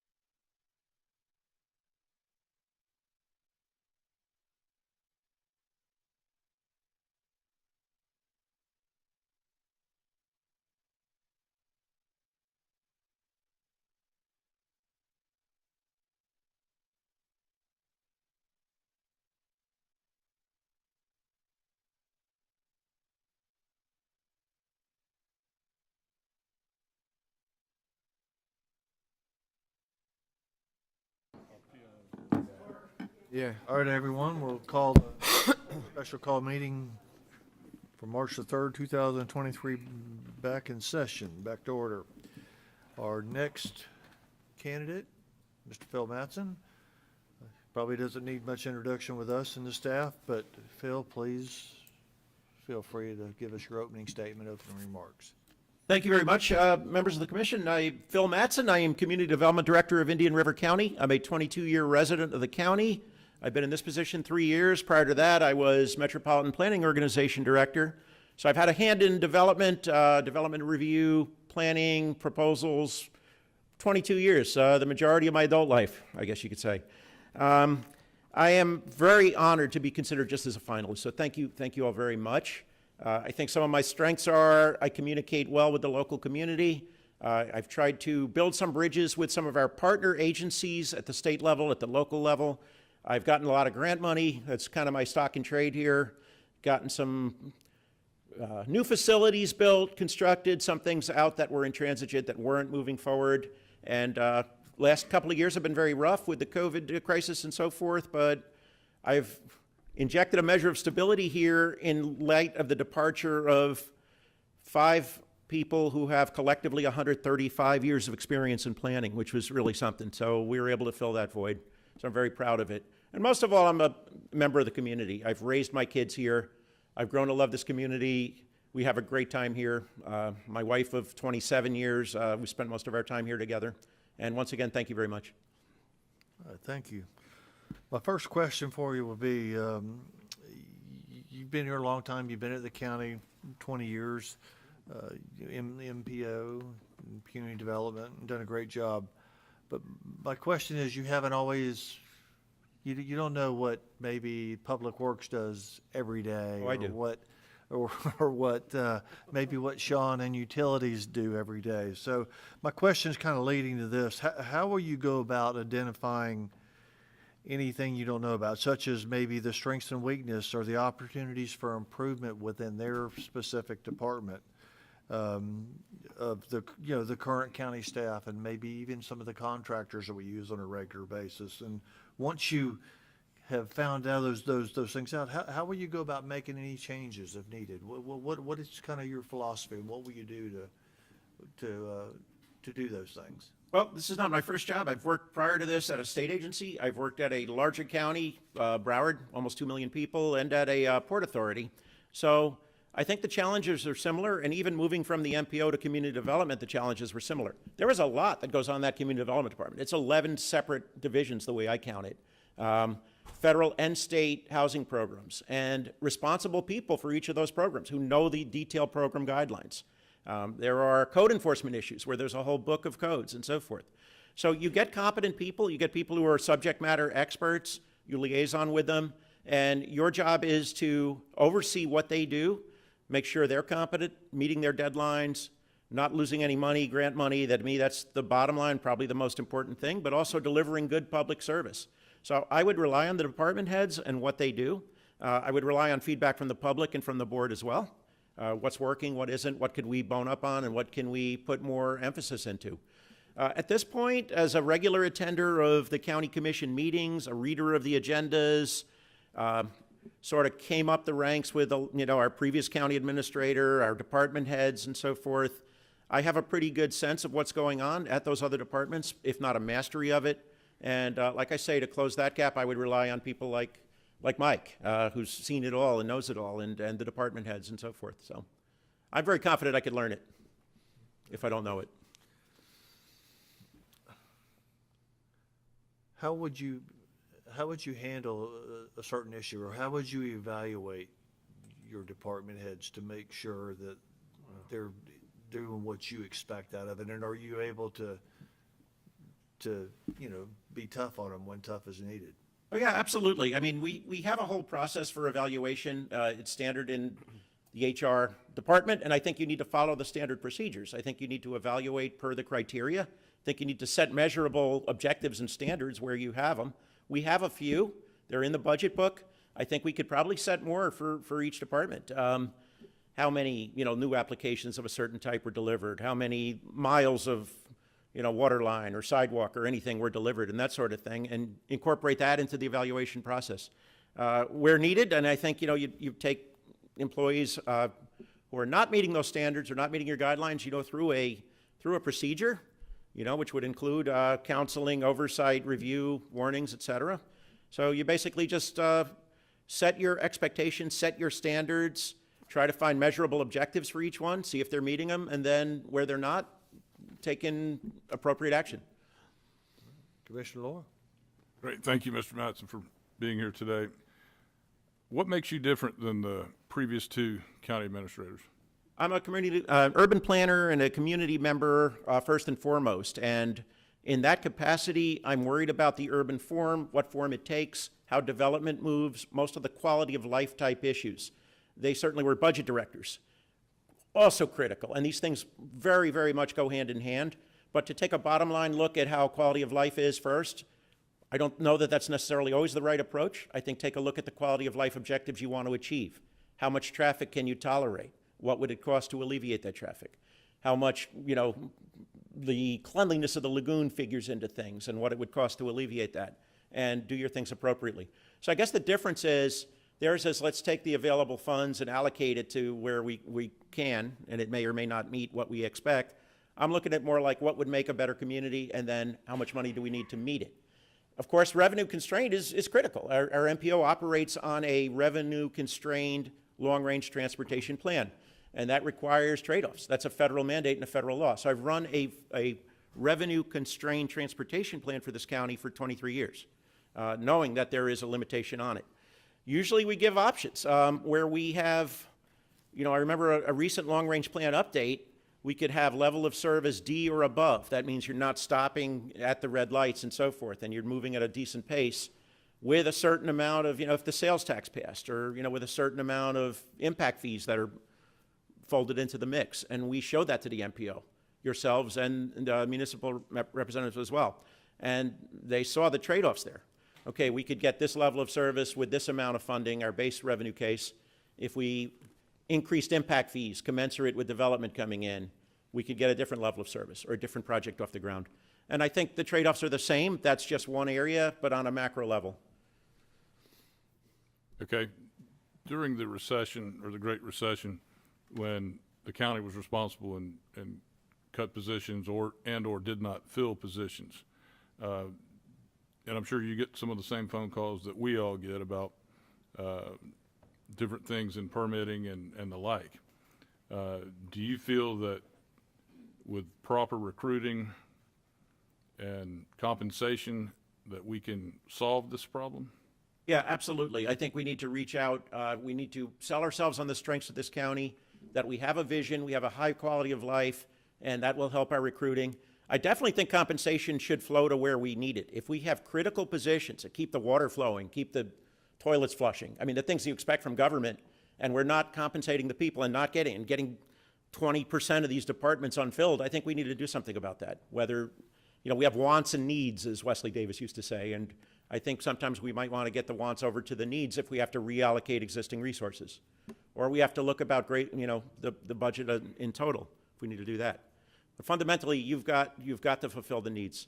And I think those are two excellent ways to do it. Understood. And finally, your vision of I-95 and Oslo with respect to the urban service boundary, which doesn't extend out there now. Do you envision seeing an Amazon west of 95, other large industrial areas, if you were chosen as the county administrator? Absolutely. I think we really need things like that. I think someday we won't all be retirees. I think we are going to have to plan for a diverse and a newer economy, one that isn't so dependent on bricks and mortar, one that's, a gig economy, an e-economy, things like Amazon, warehouses, just-in-time delivery. These are critical steps in a future economy, and we'd have to get into that game. I think an Oslo road node would be perfect, as would portions of State Road 60 west of 95. They're not right in the middle and creating neighborhood conflicts. They're not adding traffic to our urban area. You're not coming all the way east to go back out again with your deliveries. I mean, they really solve a lot of type of problems. So I think that would be the low-hanging fruit of urban expansion. We have a brand new node, a $35 million DOT investment in the interchange, a comparable investment in Oslo Road, I think that would be a perfect place to start. Okay. Mr. Chair, I yield my time. Commissioner Fleischer. Thank you, Mr. Chair. Thank you, Mr. Matson, for being here. We currently went through it's over 6 months now. We went through a visioning plan. Visioning plans are just that, and what happens is time erodes upon it very quickly if it's not acted upon rapidly. I believe that with the influx of citizen population that has occurred, should we look at it again? Should we tweak it? Should we consider some of the findings? And what input would you have? Some of the elements of that plan should be implemented immediately. Some already were. I mean, we've already made it easier for solar fields to come here, and they have. Some of the elements of that plan, a liberalization west of 95, near State Road 60, of what we consider agricultural industrial activity, to get the Bactia distilleries and the things like that out there. I think we need to do that yesterday. I think that's easy stuff to do, and I think we can do it. Making the accessory dwelling units bigger. I mean, people are already biting at that. I think there are 3 tiers of that vision plan. The first would be fairly simple tweaks that we'd all agree with. The second tier would be things like adding new uses to existing zoning districts. Well, let's make sure this isn't going to create a neighborhood conflict, needs a little more study. And the third tier would be wholesale land use changes and expansion of the boundaries and so forth. That'll take a little longer to study. But yeah, we need to get moving on it. I don't think we need to reopen the vision plan. I think there's a lot of good stuff in it. I think we just need to present it to you again and present action items from it. During the economic downturn, we had to reduce the amount of personnel that were here to service the community. I believe the number was about 260. I believe since then, we've come back about half back. We still have a lot of vacancies, unfilled vacancies, in areas that are running efficiently. And then we have other areas that are not. What's your view on shifting those positions to where they're more needed?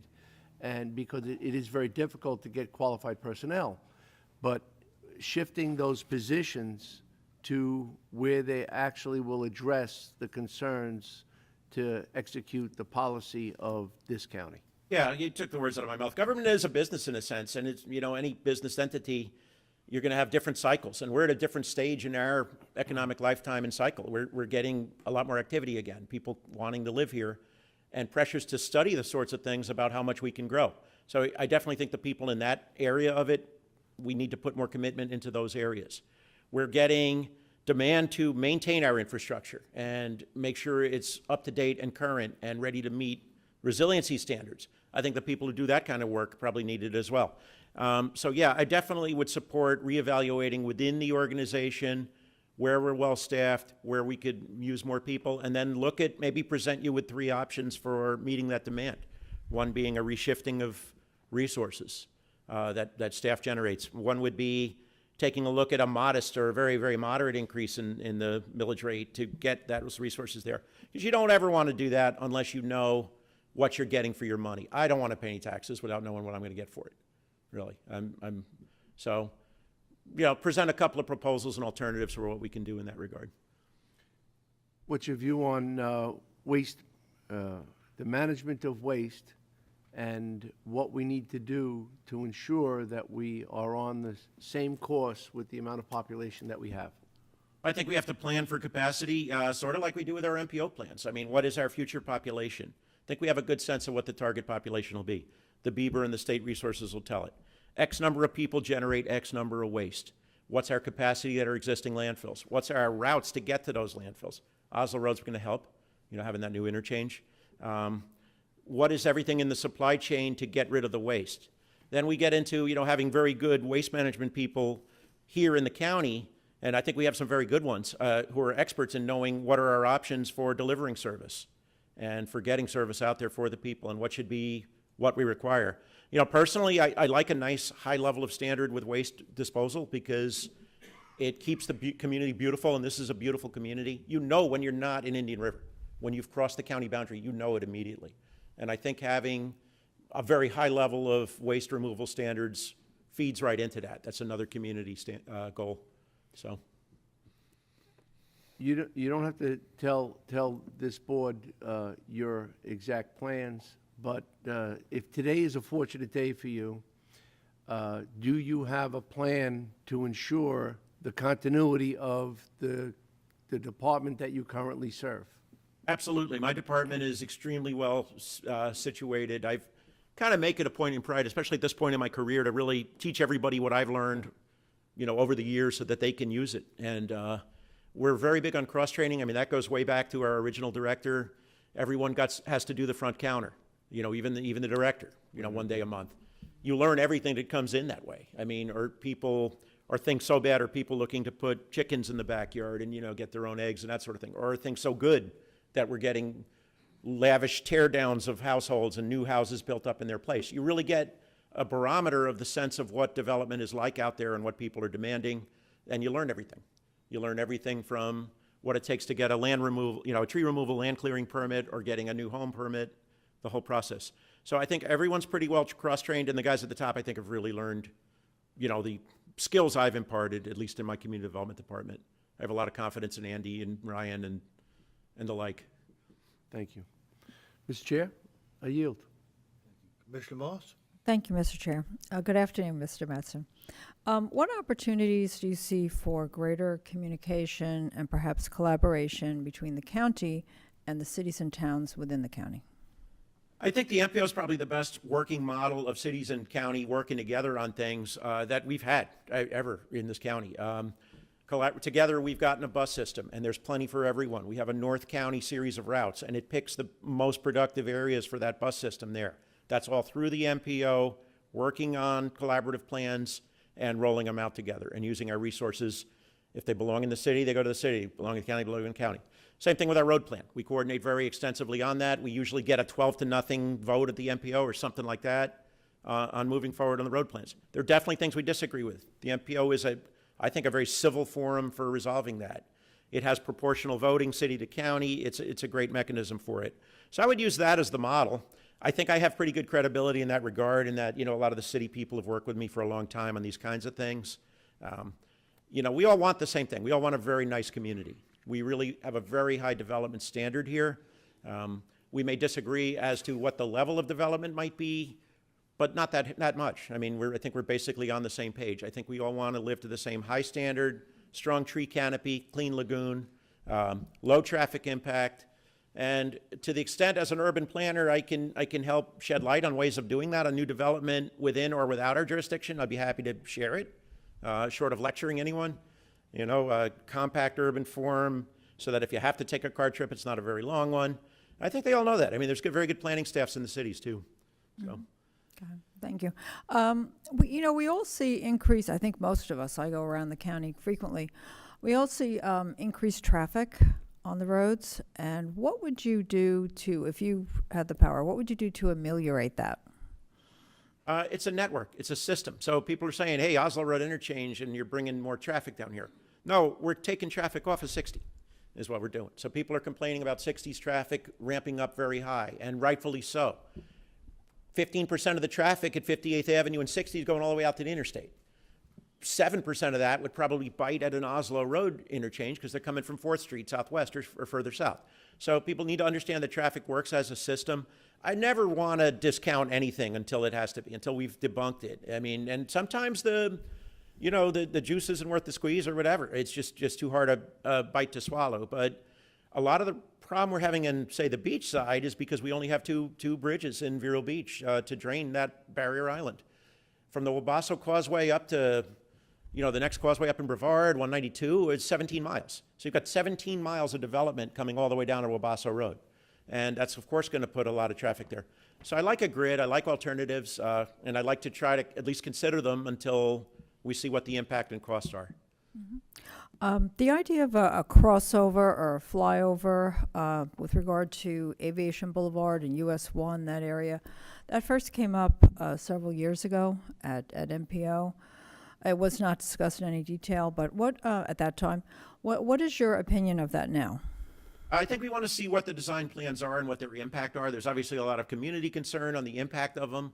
And the devil's in the details. If some sort of underpass or overpass can be done that minimizes the impact to the surrounding neighbor, I think we should do it. I think an overpass is going to be valuable in one or multiple locations in this county with the ramped up train traffic. You talk about traffic, you can go out there in US 1 right now. If we had a live traffic cam, and Rich could work magic with some of this stuff, and I showed you that right now, you'd be appalled at how much traffic is probably sitting at US 1 right to Aviation Boulevard.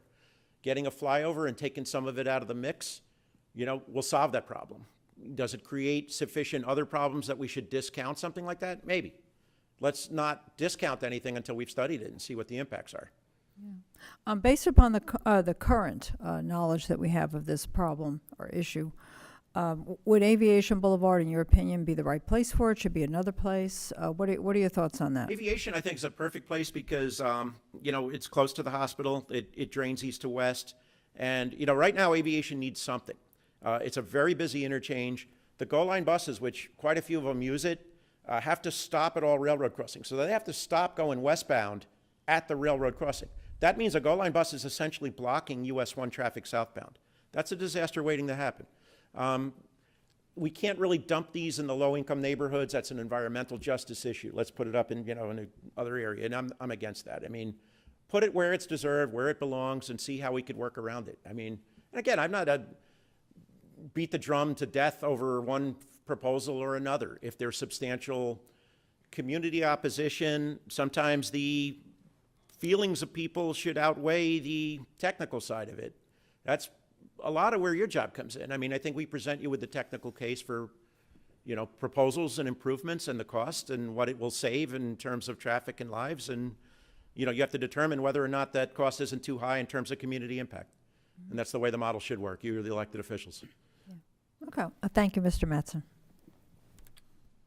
Madam Vice Chairman. Thank you. Phil, you have a reputation for being a nice person.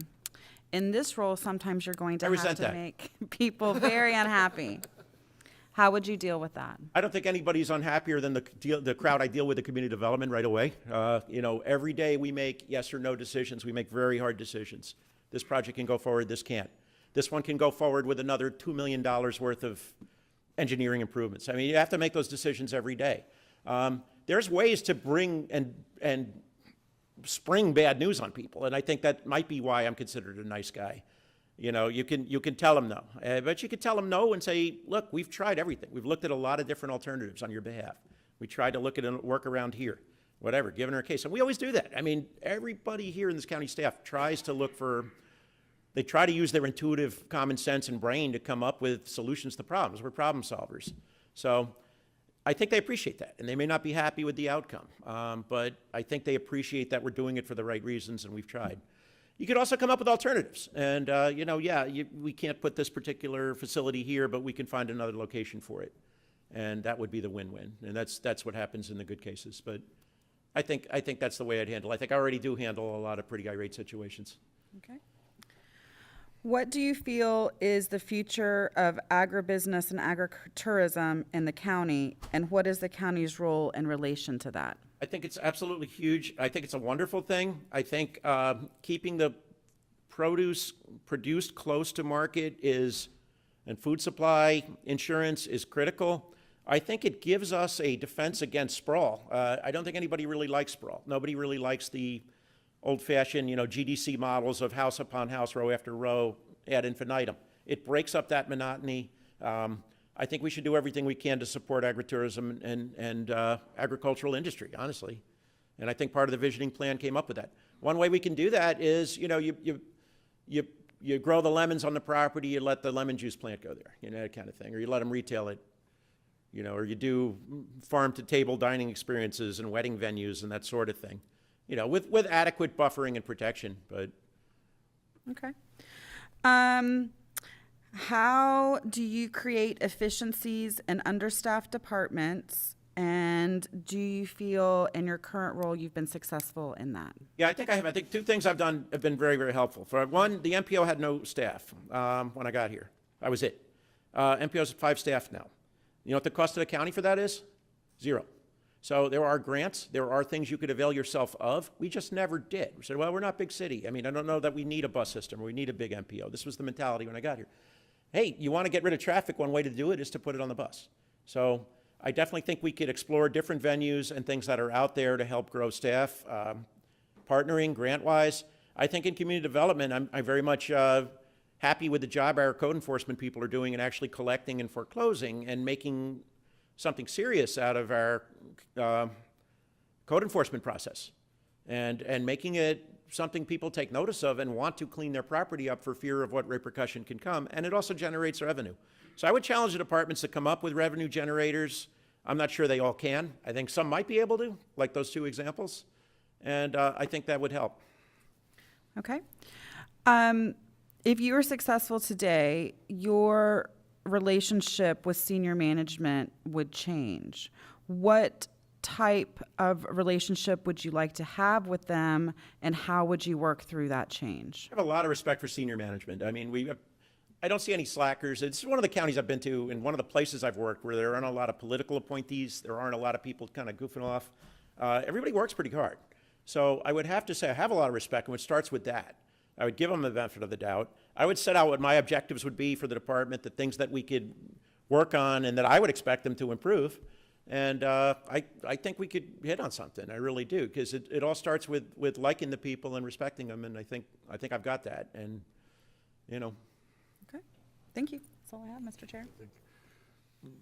In your questioning with Commissioner Moss, did I hear you say you support the overpass at Aviation? Oh, absolutely. Not necessarily the design, the format that we're in right now, and support it in concept. I mean, I think the devil's going to be in the detail. If it's going to wipe out valuable businesses here in the county that we've worked hard to do, no. I mean, you know, you've got to evaluate that and see what it's going to do.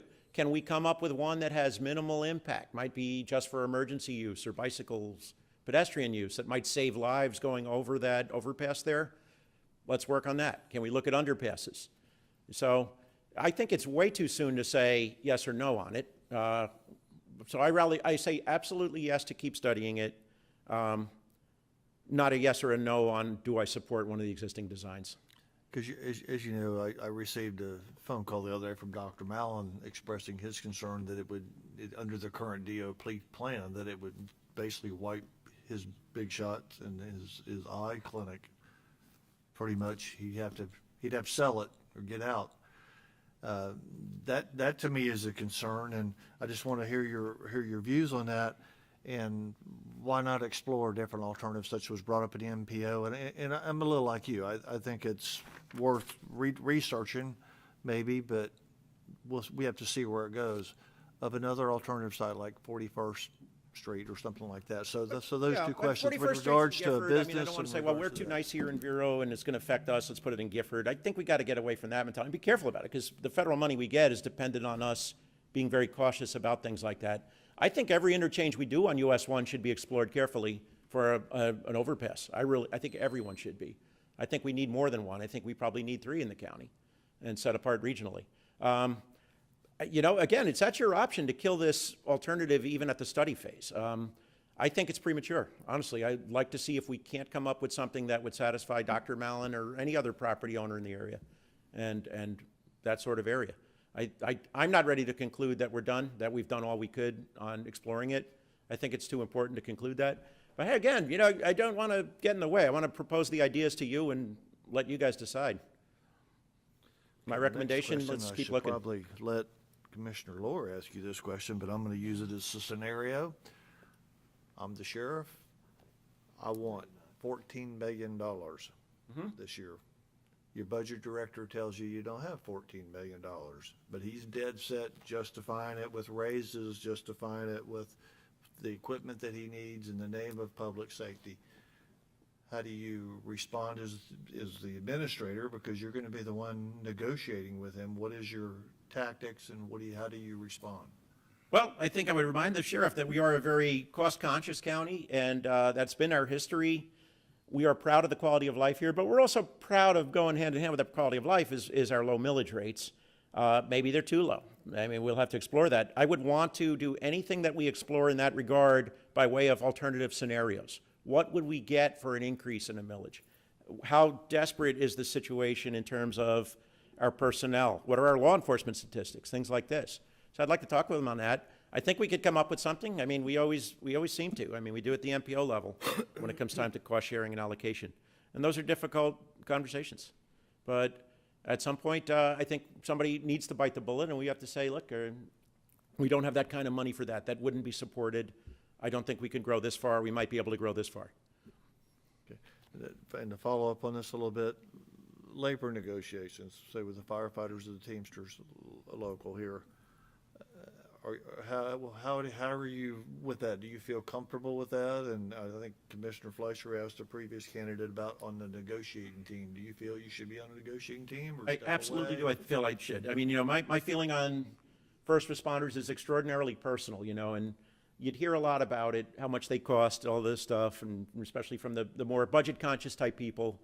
And I have very personal conversations with my wife, who's in, you know, she used to be the charge nurse in the emergency room at night.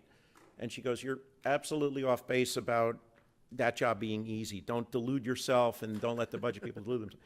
You know, you're responding. She can't believe the condition people are in when they bring them to the emergency room. Says, I can only imagine getting them in the field like this and what has to be done to get them that stable. So I have a lot of respect for him. I think it's a critical job. It's a traumatic job. I don't know what to say. I mean, I would bring that perspective to it. But on the other hand, you know, I'm the one responsible for putting the budget together. So all this stuff has to be weighed. All right. Commissioners, any further questions? We've got just a couple of minutes left. Anything further? Anything further you'd like to add? Not too much. I want to say that one of the great pleasures of being in Indian River County and why I've been here for so long is the support I've gotten from the board. I mean, I like to feel, and especially at this point in my career, I'm going to be totally honest. I'm going to come up with ideas that might be painful to some people or a small segment of the community, but benefit larger other ones. And, you know, you have the privilege of that honesty to me. This is not something that I have to cling to with every fiber in my being and make, you know, bargains I regret. I mean, I'll bring you an honest assessment of what we have from the staff level, and you can be sure of that. I mean, I'm at that point, and that's how I am generally, and it's worked at the MPO, and I think it'll continue to work. And I really respect the fact that you let me bring these opinions in, and that's DOA, you know, that kind of thing. So that makes a better community. It really does. Commissioner Laura? Mr. Matson, if you were fortunate to get this position today, and my mission is to resolve this today, give me a timeline of commitment that you will give this organization in years. Barring an unforeseen issue, you know, 5 years. I mean, I see some life left in me. I am toward the end of my career in that respect, but, you know, it tends to, you know, it's one of life's cruel conundrums. When you're young and full of vitality, you might have other family commitments and those sorts of things, and I have none. You know, frankly, my kids left me. You know, they flew to coop. You know, I said to my kids, hey, you want to fly down here and spend New Year's with me or with your boyfriends and girlfriends up there? And they took the second option. I didn't go figure. Played Scrabble with me all night. So, you know, I'm, you know, at that point where I can commit a lot of my time to it. You know, I am I wouldn't say the twilight of my career, but, you know, I'm probably at 9 o'clock. I'd say I'd have 5 good more years left, barring anything strange. Okay, thank you. All right. Thank you, Phil. Absolutely. And, you know, to that end, you know, I come with some insurance. I mean, I think there's also a comfort to somebody this far, as I've mentioned. And I think one of my priorities personally is to prepare a new generation of leaders. And I take that very, very, very seriously. I mean, no matter what the situation, I don't think any organization should be dependent on one person. I mean, it can't function like that. So to have enough backup that if, God forbid, something were to happen, you're going to be completely in good hands. In the community, more importantly. Thank you. Okay. Thank you. Anything else? Next, I'm sorry. that's it. Am I leaving prematurely here? Yes. That's it. Okay.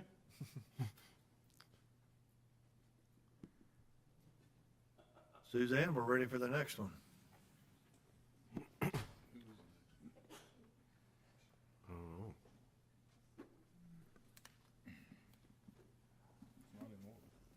Oh, that's right, not in order. Not in order. You'd be surprised to us all.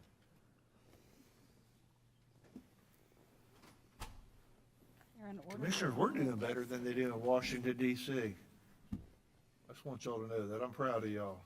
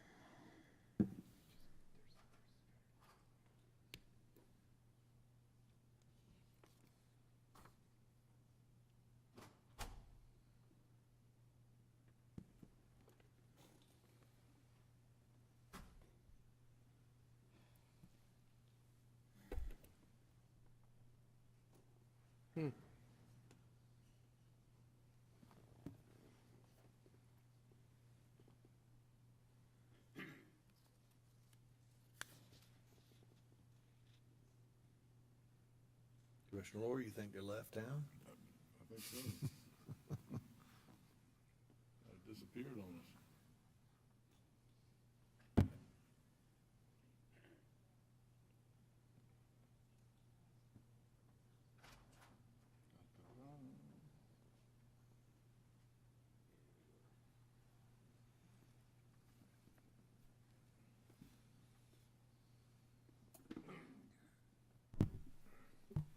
Mr. Rosenthal, welcome.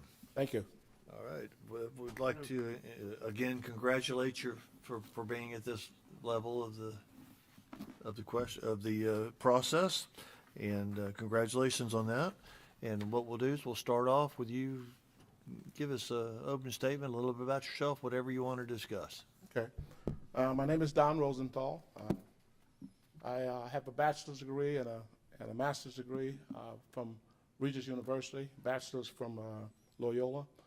I'm here because I feel that my experience might bring some relief to some of the issues that I know the county is facing. I feel that I can help with right-sizing the organization. I feel that I can help with understanding how to improve the processes and procedures having to do with development and other issues.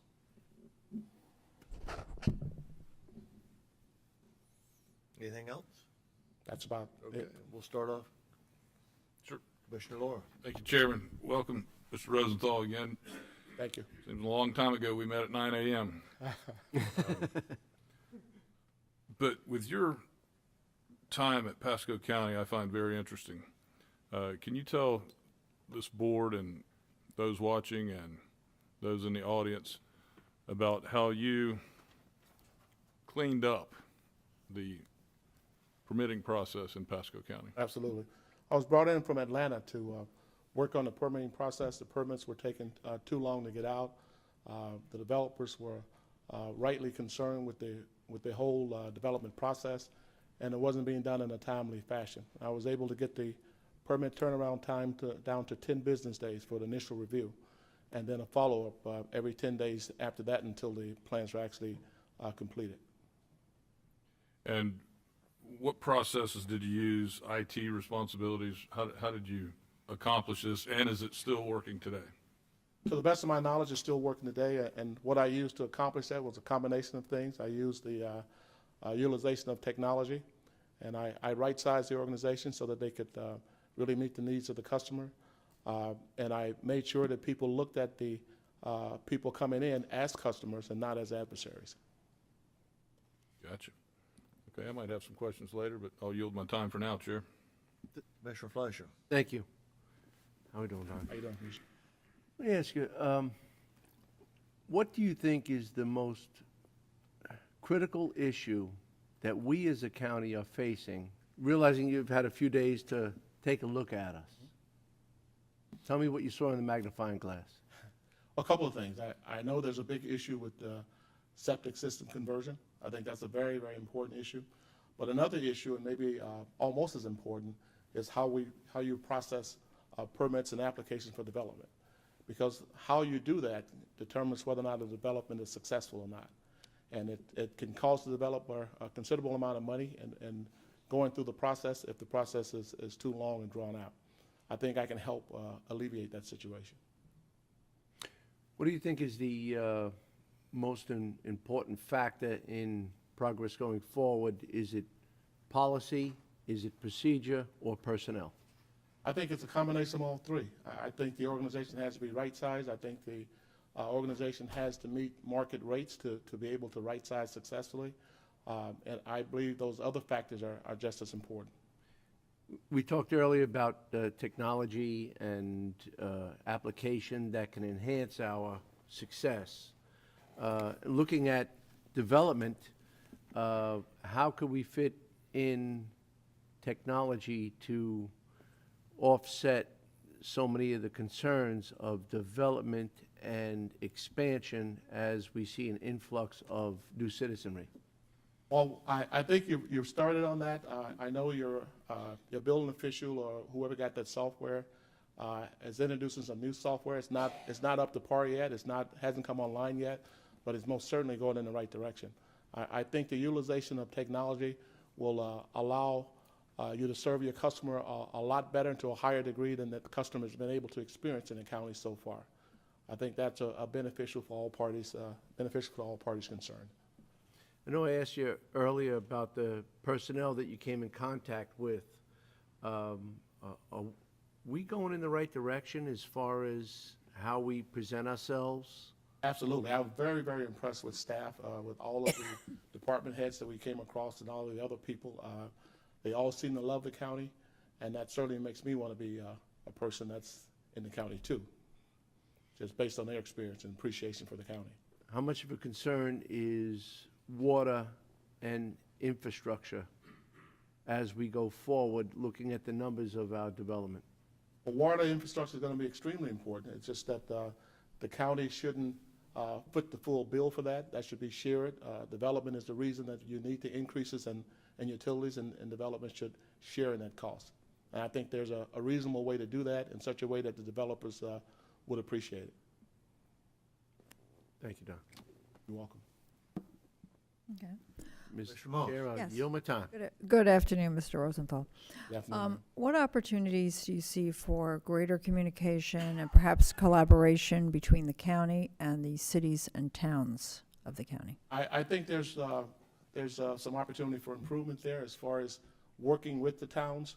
I like to talk face to face when I'm meeting new people to try and get an understanding of where we are and what needs to be done. And the only way to do that, I think, successfully, at least initially, is to do it face to face. So we would make contact with all the towns and see where we could work together at. We've been discussing development. With development, how would you look to preserve the unique characteristics of our community in the face of development? Well, we would meet the requirements. The board sets the standards for development. You say what type of development you're looking for. I know you're not looking for high rises and things like that, and we would meet those requirements. Facade improvements would be something you could use to help determine the quality of construction that's done, and we would work hard to meet those requirements. And what concessions from developers might we require? And you mentioned water earlier as being one, helping us with that. Is there anything else that we might consider? But just help with the additional cost that the development itself is causing. That should be a shared expense, not an expense done exclusively by the county. And I think that then you'll find that in most places, that's the way it's handled. Okay. And what, if any, kind of actions would you consider to bring jobs to our county? And do you think that there would be a preferred sector that we should be pursuing? I think some of the sectors that you should probably be looking at now would probably be electric vehicles. That's going to be a thing for the next umpteen years. I think that barring that, supply houses that supply electric vehicles and that type of thing. Anything to do with solar, things like that, things that are projected out. Okay. I'm going to use one of the general questions now. I haven't asked this one before. Tell us something unique about yourself. Well, I used to be a first lieutenant in the Army in Europe. I was an electrician that was complaining about the permitting process myself. And some of the senior electricians told me that the job opened up, told me, why don't you go and apply for it, the building commissioner job. I did, and that's the beginning of my story. That's what led 30 years later, I'm standing at the podium telling you what happened. Okay. Thank you, Mr. Rosenthal. Fantastic. Thank you. Madam Vice Chairman. Yes. Mr. Rosenthal, can you tell us about an economic development project that you're particularly proud of and your role in its success? Yes, I'm particularly proud of a project that we did on Lakuchi. They were a relatively poor area that had a sewer system, a septic field system that was had started to collapse, and they were actually, their well and their sewer system was kind of intermingled, and we were able to work with the county and the state and bring a sewer and water line out to that site, and that opened up development. Prior to that, we were wondering, myself and the economic director, why they weren't developing that area. And once we found out that that's what it was, we worked with the county to get a line out there, and development took off. Wonderful. All right. Can you describe your experience with strategic planning and the important, and if you feel it's an important thing or not? I think strategic planning is extremely important. It's a look out over the horizon before you get there. You have to figure out, essentially, I say you're figuring out what you want to be when you grow up. You know, what you mentioned development, and I know you're surrounded by high rises. I don't think this county wants that. I think you want to maintain a certain level of comfortableness, I'll call it, and being able to maintain it over time. I think that's a very good idea. We would certainly do our best to try and help with that and help maintain the character that you already have. All right. How do you intend to address the employee recruitment and retention?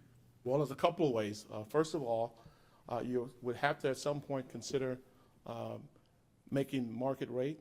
You can't expect an engineer that is being offered $65,000 here to come in and work for that when he can get $85,000 someplace else. So I think there's a salary study is needed to look at what we're actually paying our employees and how, or your employees at this point, and how to make it more beneficial for them to come to work, because you have a great many talented employees here as far as the department heads that we've had the pleasure of meeting. But I think if we started to meet market rate, I think you would have more employees willing to come. Okay. What do you feel is the county's role with agriculture and agritourism? I think the county should be to help that. That's a transitioning industry. I think the county should do everything they can to help that industry transition. As far as permitting, help them get permits that they feel that they need as quickly as you can to be of assistance to them and whatever. It doesn't benefit the industry or the county to not assist, because that's the future development land. Because at some point that land is going to have to be developed. Thank you. And then, do I still have a minute? Go ahead. My last question is, how do you create efficiencies in understaffed departments, and what would your plans be to do that? Well, my plan would be to right size the organization too. You can't bring in everybody you need all at once, but you do need to bring in some people so that you don't have one person, you know, with 15 different hats. And that's not generosity on the part of the county. That's just really common sense and being able to meet the needs of your customers. The customers are dictating the need, and the county has to meet those needs if you want to develop successfully. And I know earlier today you talked about some technology efficiencies. Can you Absolutely. expand upon that a bit? Yes. What we brought to Pasco County was something called a seller. Your building official or his boss is bringing in a program now that's not quite up yet, but it's the same type of program. I can't speak to how well that program will do, because I'm not very familiar with that. But I like the way it happened, because it's a program that's very inexpensive. Acela, on the other hand, is very, very expensive. So I would work with the group here to make the program that they have successful, and make whatever adjustments we need to make to tie everybody in so everybody can work on the program at the same time. Thank you. Mr. Ms. Rosenthal, can you tell me a little bit about your experience, your successes, or anything when working with the state legislature, your state representative, state senator, things like that? Yes, we worked to some extent with, I forget the senator's name, but he's out of Pasco County. He owns a chicken farm of all things, and he's developing that now. Well, he started development about maybe 3 years ago, but I think he's still in the development process. We worked with him to get approval for that, and we didn't do anything special. It's just that for him, but our process applies to everyone, and our process is initial review in 10 days, and that helped with his development. Development he brought in on his own, we just helped him get it processed. Also, I know you're from Pasco County, Newport Richey, but you're over there on the west coast. Yes. You know, we have an issue with our lagoon here in Indian River County, trying our best to bring it back to normalcy. How do you see, where would you look, what experts, where do you think you would go with that to help? Would any river, we can only do our part here in Indian River County. What do you think, any ideas about that, or what you think we should do? Well, that lagoon, you have approximately 300,000 septic fields between 6 counties along that 156-mile lagoon permitted and in use. And even a septic field is working perfectly, still pollutes the groundwater. So you have, in some areas where the economics would suggest that you not do that, you may have to force the issue because you have to transition from septic to water and sewer. I mean, that's a given.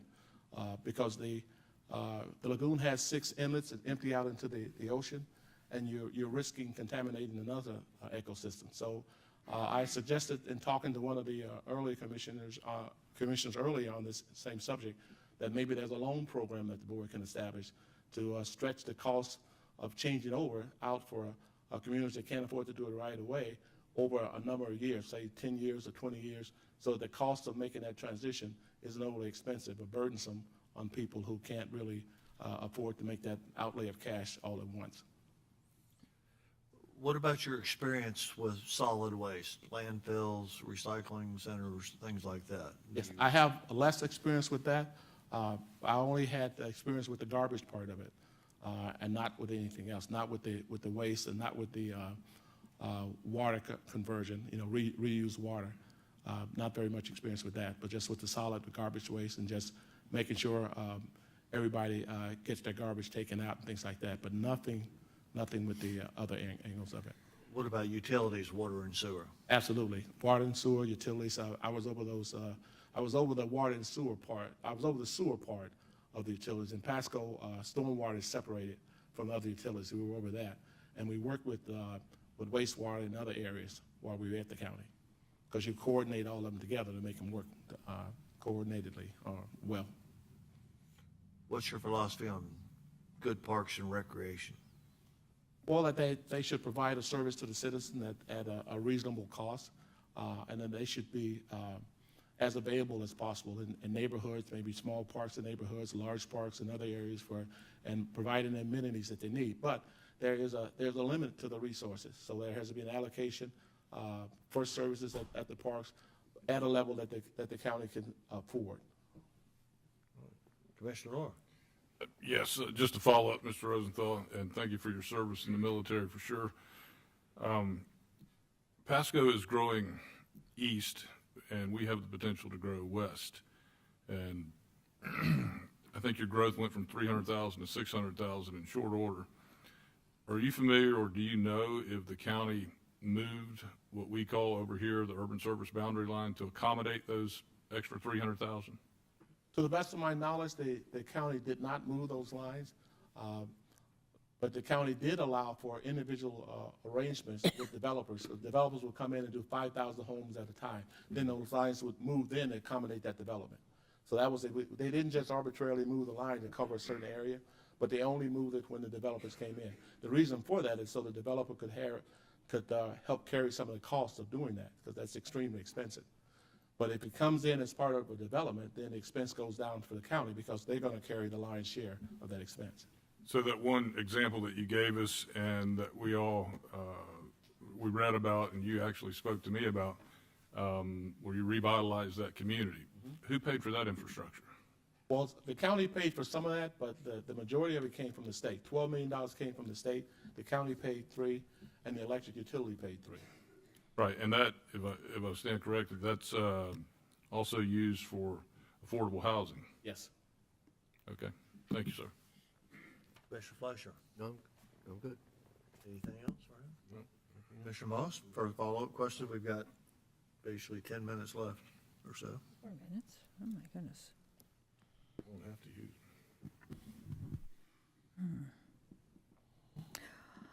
What, now that you know a little bit more about our county, what attributes of the county do you think are most marketable?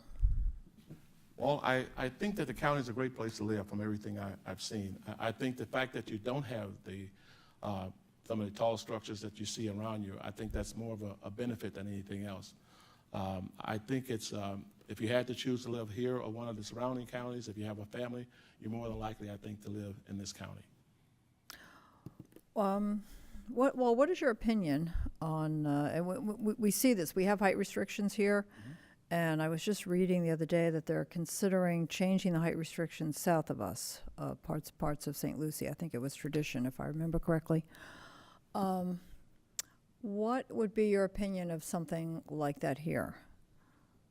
But changing your height restrictions? I think that would depend on the will of the board. I think that's a decision that the board will make, and I would, of course, support whatever decision that was. I haven't been here very long, just a few days for the interview process, but I like the difference in the county. I like how this county is more comfortable, more friendly, more family friendly, I think, than other counties with much higher density. Okay. The traffic is certainly better.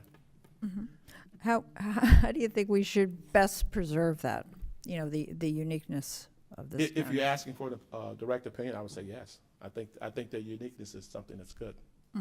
And do you have any opinion as to how we might best protect it? Well, I think that's a question for planning and legal, because that's something that's going to have to be consistent, because it has to be something that you can repeat, because you can't do something in one area and then not do it for somebody else that comes in and wants to do the same thing. But if it's not in an ordinance, if the protection, I suspect that the protection is already in ordinance. I haven't seen it, but I suspect it is, or you probably would have been challenged already. On the height, it is. On the height issue, yes. Yeah, on the height, but I there might suspect be it is in there there. might be other considerations with regard to the uniqueness of the county beyond Yes, the height restrictions. Yes, I suspect it's probably in your planning ordinance someplace. Yeah. Okay. Well, thank you, Mr. Rosenthal. Thank you. Vice Chairman. All right, Mr. Rosenthal, if you were to be successful today, how long would you expect to stay in this position? As long as you guys allow me, until you kick me out. But, All right, and then as a manager, how do you evaluate your own performance? well, I try to set the standard that I expect from other people. I would work with, if I was selected, I would work with this board on some evaluation process for myself with you, so we could all agree whether I'm doing a good job or a bad job based on the conditions that we establish up front. And I think that would benefit all parties concerned, because you could tell when I'm meeting your goals, because you set those goals in advance. Okay. What I wouldn't like to see is we make it up as we go along. That would be less than ideal, you are correct. How do you tell your elected officials what they need to hear rather than what they want to hear? Well, I think it's very important to be honest, because if you're basing your opinions on mine, if I'm too afraid to tell you what I really think, then I think that's detrimental to all parties concerned. I'm always straightforward and honest, and I always try to say it and do it in a very respectful manner, but I'll always tell you the truth, because I can't remember the other thing. To what extent do you believe contact with citizens and citizens groups is important, and how do you plan to build relationships with them in the community? I think talking to the citizens and citizen organizations is extremely important.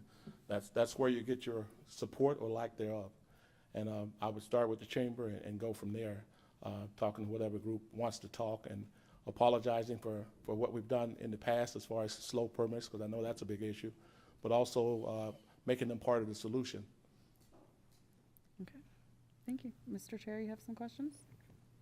If not, I'll keep going. Go ahead, if you have another one, go ahead. I know you do. What kind of relationship do you envision or would you like to have with senior managers if you were successful today, and how would you establish that? Right.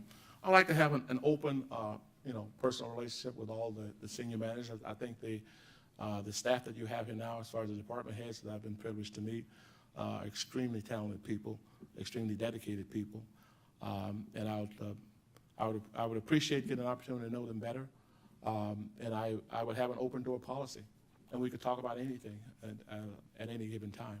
I wouldn't want them afraid to say something to me or tell me what they thought, because that really would be detrimental to the county as a whole. Okay. Go ahead, Mr. Chair. Mr. Rosenthal, tell me about your fiscal responsibility skills. How are you at preparing budgets? And so certainly you've had experience with them in your capacity, but do you have the ability to be creative and put the money where it needs to go? Absolutely, absolutely. Bear in mind that preparing budgets is a basic part of any city or assistant's job. A lot of times the whole budget process is given to the assistant. So I'm very comfortable with budgets. I have a master's degree in finance and accounting, so I'm not afraid of the numbers.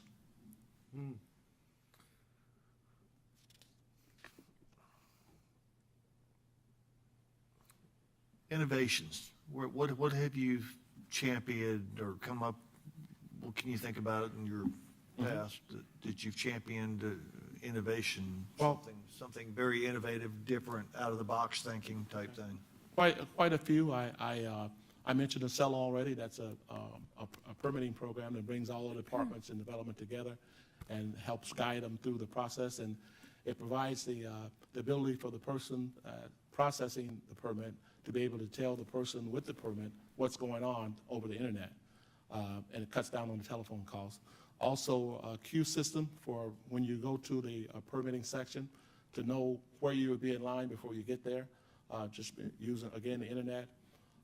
Also, using emails back and forth, letting people know when the permit is ready or when they need to bring something else in. Commissioner Law, we got a few minutes left. Commissioner Fleischer, anything you want to follow up with? We got about 5 minutes left. What's your experience with negotiations?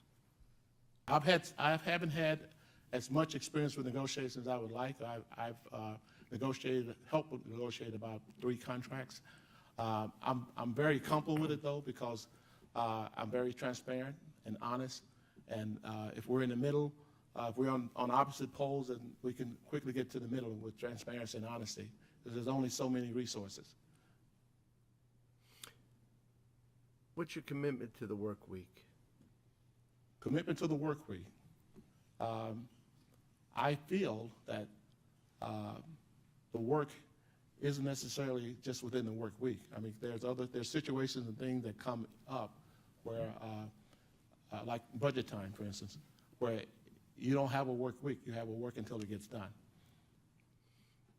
Because oftentimes, hypothetically, commissioners will be shopping and they'll be confronted and they want to have an immediacy on response. Mm-hmm. They might hypothetically have a compelling factor to call at 9 o'clock at night. You could always 10 call. o'clock at Absolutely. All the commissioners in Pasco County have my phone number. I've talked to some as late as 10 o'clock at night. And sometimes it had nothing to do with business. You're fully familiar with the Sunshine Law and ethical responsibility that we have in conducting business, as you have done for so many years, and thank you. With that in mind, how do you handle that situation when you come in on Monday morning and have to prepare to get that information out to commissioners? Well, if your commission meeting is Tuesday, you don't start getting the information on Monday morning. I mean, that's, the department heads are gonna start a lot sooner than that, and they'll have it to me at some designated time, and we'll put it together for you and have it ready for you on Monday. But that's not when you start to get that information together. It's Monday. If it's on Tuesday, your meeting's on Tuesday. Well, we generally start it on Thursday evening when we get the packets, and before that, it's in the developmental stage. But I'm just saying, over the weekend, when things get hit, you have to ensure that you get to all of your Absolutely. commissioners. Absolutely. All the department heads would have my number, and I would have their number. If they had a problem or an idea or thought that they want to run past me, I would be available for that. If I had something I wanted to talk to them about, I would feel comfortable calling them. You've ridden a few hurricanes? I have. Where'd you spend that time?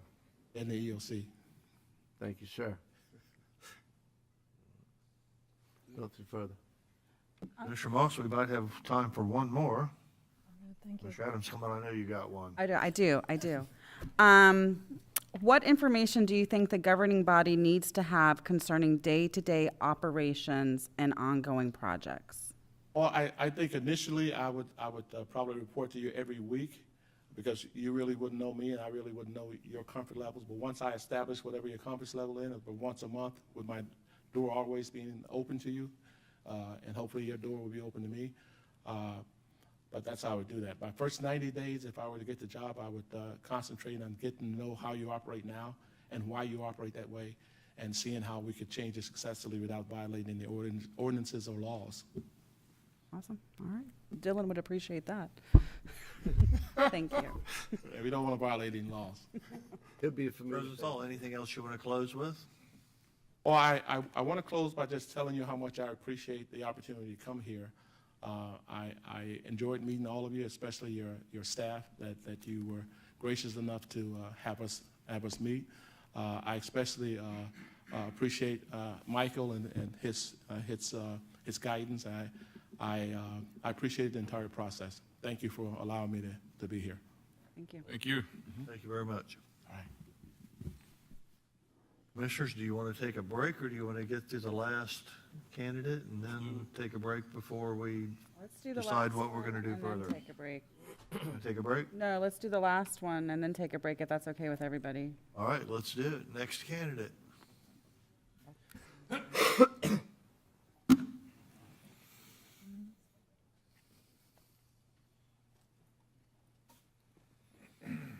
Counselor, you okay down there? Mr. Zito, you all okay? We're doing well, sir. Very good, thank you. Okay, just checking to make sure y'all are awake.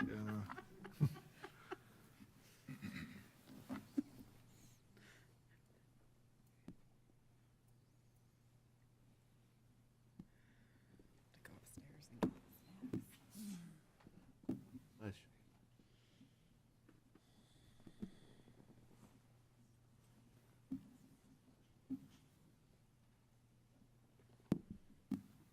Where's she going for these people? I don't know where she's getting it from. There he comes.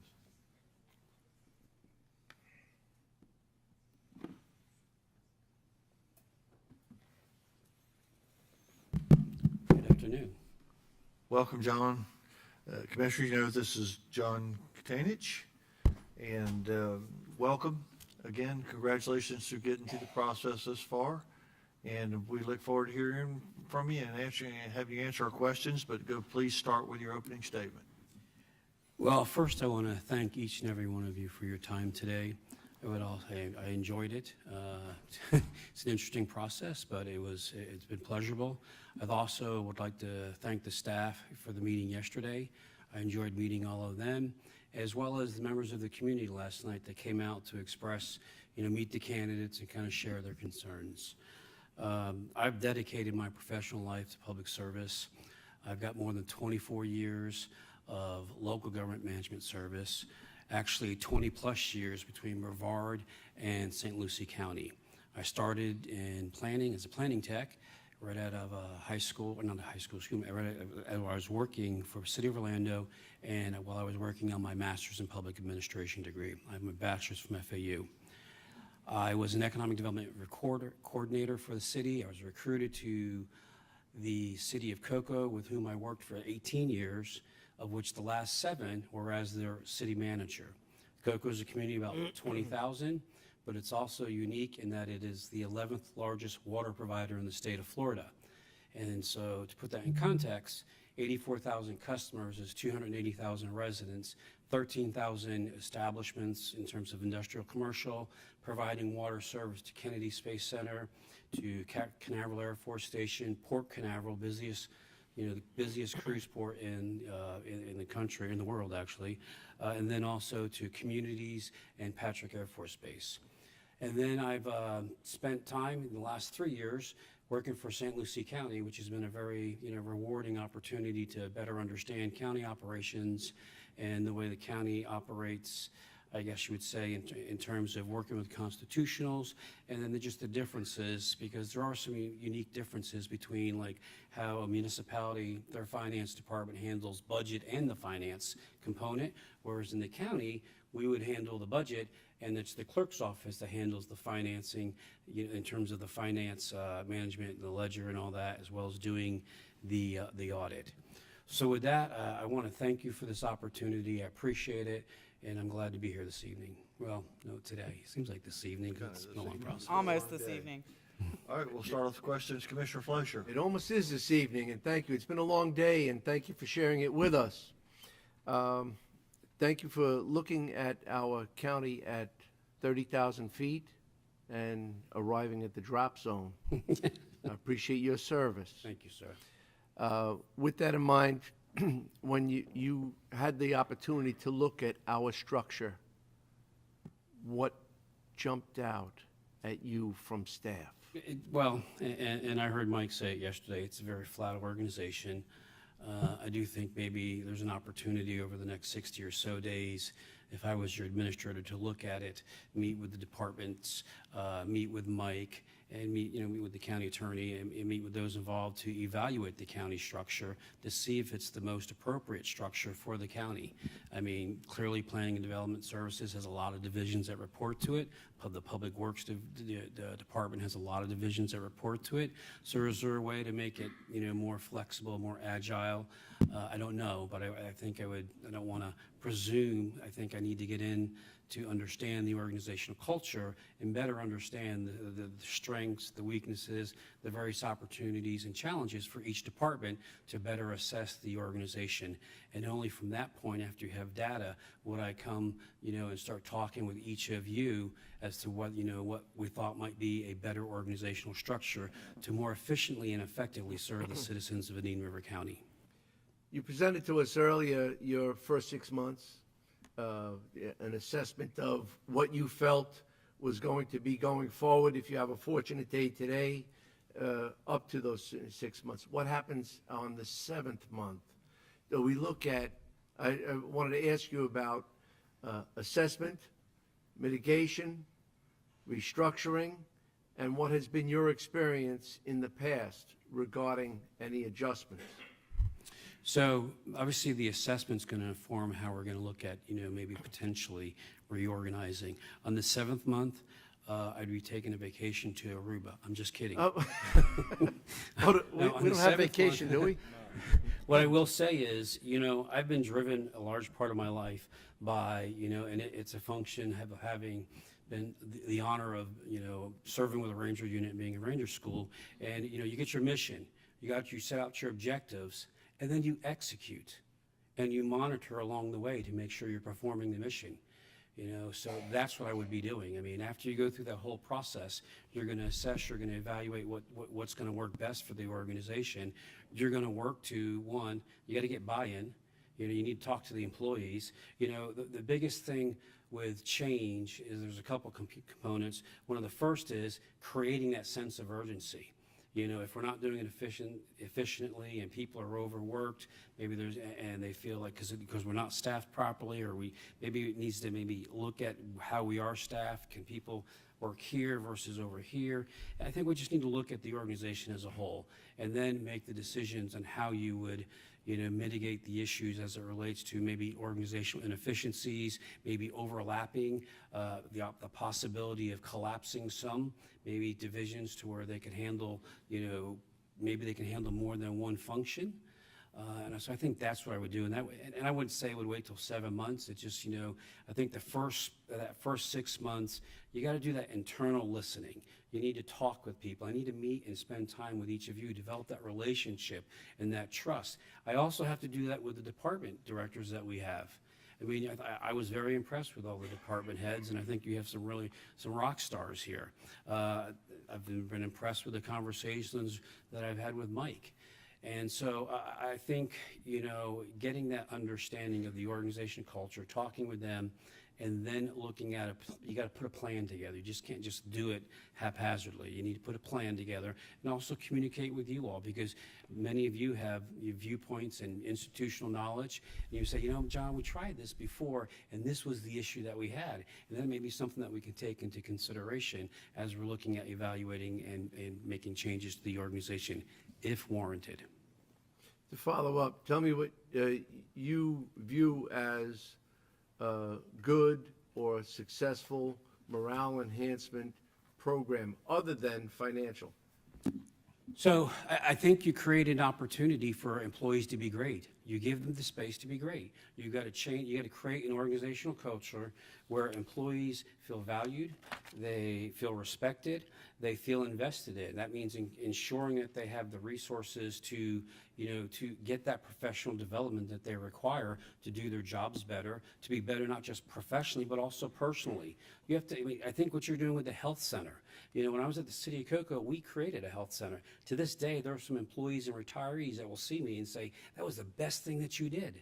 And not only did we create that health center and we achieve the return on investment in the first year more than we expected, it's continued to this day. And before I left, we had even negotiated with other cities to join us. It was Rockledge, Satellite Beach, and Cocoa Beach. We expanded ours, and we also added an additional service location. And it helped us manage chronic disease conditions, but it gave the employees, it's like, hey, they care about my well-being. I mean, at the end of the day, we were dealing with, they're not just, well, that's just staff. These are our team members. These are our fellow team members, and we have to be looking out for them. Okay, with that, we're about ready to get into budget season, and then there's another season that you're familiar with coming up, hurricane season. Oh, yes. Yeah. Crossing turtle season. So we have other real concerns that happen annually. Mm-hmm. With hurricane season going forward, what experience have you had dealing with FEMA, the federal exchange, and our state support system? Okay, well, let's see. Charlie, Francis, Jean, and Jean again. When I was in Brevard County, I happened to be the community development director.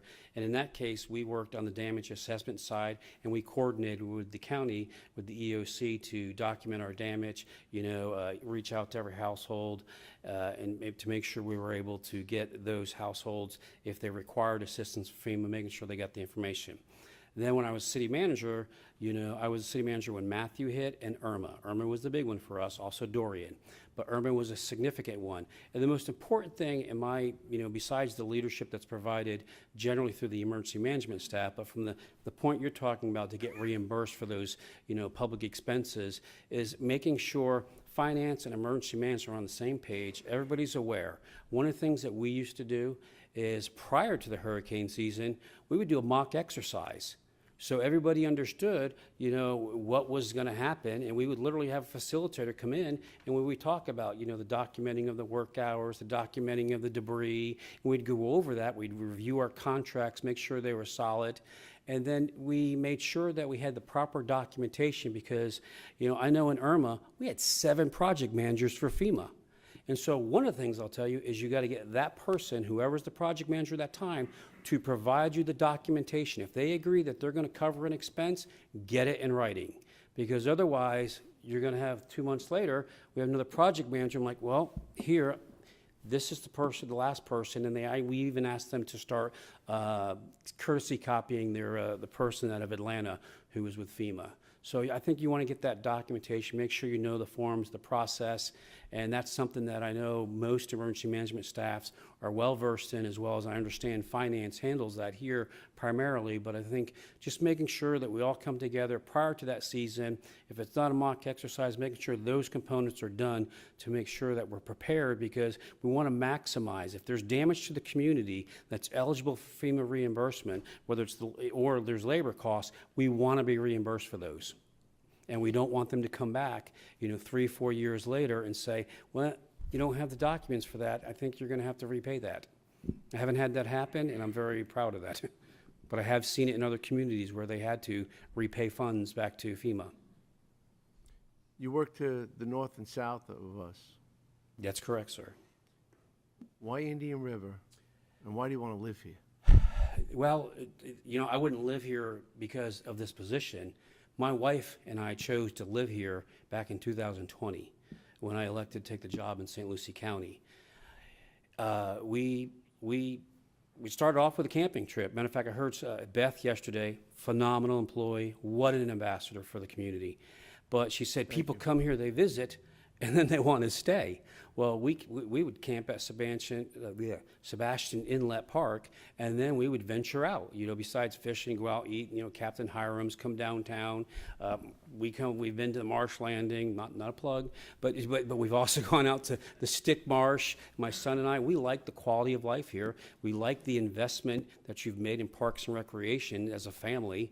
I happen to like the shooting range. Haven't been there for about 2 years, but I happen to like that. I've got up my card, and so I think you've created an environment here, that's family friendly, and it's a quality of life and the character of the community. It's not as it's just I don't know. It's quaint. It's welcoming. I mean, it was like Gustavo welcoming us yesterday when we walked in the door. All the candidates, and then you had I think it was. Chevy and Jordan at the welcome desk with Suzanne. It was a very welcoming environment. Okay. So that's why we chose, and we're currently not, we found out today, we'll be pouring concrete. We have the block up. No, we got word that the concrete's going to be poured for the solid walls, and the block's up, and so I'm hoping by, at least for truest purposes, by the end of middle of April, that we'll be at 60% with a roof on. Thank you. We have all the same. I'm sure I need to move on. We can come back to you at the end if you're good with that. I'll go with that. Okay. Commissioner Moss. Okay, thank you, Mr. Chair. Good afternoon, Mr. Tkanich. What opportunities do you see or could you create to foster greater communication and perhaps collaboration between the county and the cities and towns within the county? So as a former city manager, you understand that I do, when you go get your MPA and you go work for a city, you take a college course, a language course called City Speak. Well, I understand cities. I understand, and that was the one thing my former administrator would introduce me to the former county commissioners. He can understand cities. So I've had a great relationship working in cities and working with the League of Cities and their legislative policy committees and representing them before, the legislature. But, at the end of the day, both the cities and the counties work together for the best interest of the community as a whole, because their constituents are our constituents. Their businesses are our businesses. So if we can work together collaboratively on issues, then that works best for the people, because then we can leverage our resources and our energies to be, more effective for, the businesses and for the residents. Mm-hmm. So I think it's communication, having that, that would be part of my six-month plan is going out and meeting. Got to meet with this past evening, several commissioners as well. And so I think fostering that, that open dialogue between the county and the cities. We spoke earlier about the development to the north and to the south of us, and we are, I think you used the word quaint, and we consider ourselves unique, and we're a bit of an oasis at this point, wedged between these two behemoths. How would you protect and preserve that? So You know, this is a global question, I believe, in my opinion, for Indian River County. And I know there was a rural land visioning study that was completed. I've reviewed that. I've reviewed the comprehensive plan. I mean, while it's been kept up to date, I think this year cycle, evaluation appraisal cycle coming up, I think we should look at that comp plan as holistically, because, you know, BEBR, the University of Florida Bureau of Economic Business Research, their median projection for Indian River County is by 2050, you know, there will be 200,000 residents. Now, if that projection goes up because the pressures from the counties to the north and the pressures from the county go south, so that you're not only adding 35,000, you know, people, you could be adding more. Well, 35,000 residents is at least 70,000 cars, you know, so so there's an impact to the transportation system. There's an impact to the water system and being able to have enough water to supply, you know, potable water to those residents. Obviously, you know, the whole state is desirous of moving away and migrating away from septic to get to sewer in an effort to protect our environmental resources. So the bigger thing I see is when you look at all these moving parts, is the county as a whole, and then when I say as a whole, going back to your question, the cities, is coming together, county, cities, community, stakeholders, citizens, and saying, what do we want to be? Let's establish a vision for the county. And then when you have that vision, you establish a mission and you establish some objectives, and then the staff and potentially with citizen participation, you come up with action plans for each of those objectives, and then you measure them. You make sure, you know, you measure the progress of what you're being able to. And then I would also say why that's important is you know, public safety is job number one for any community. That's just a given.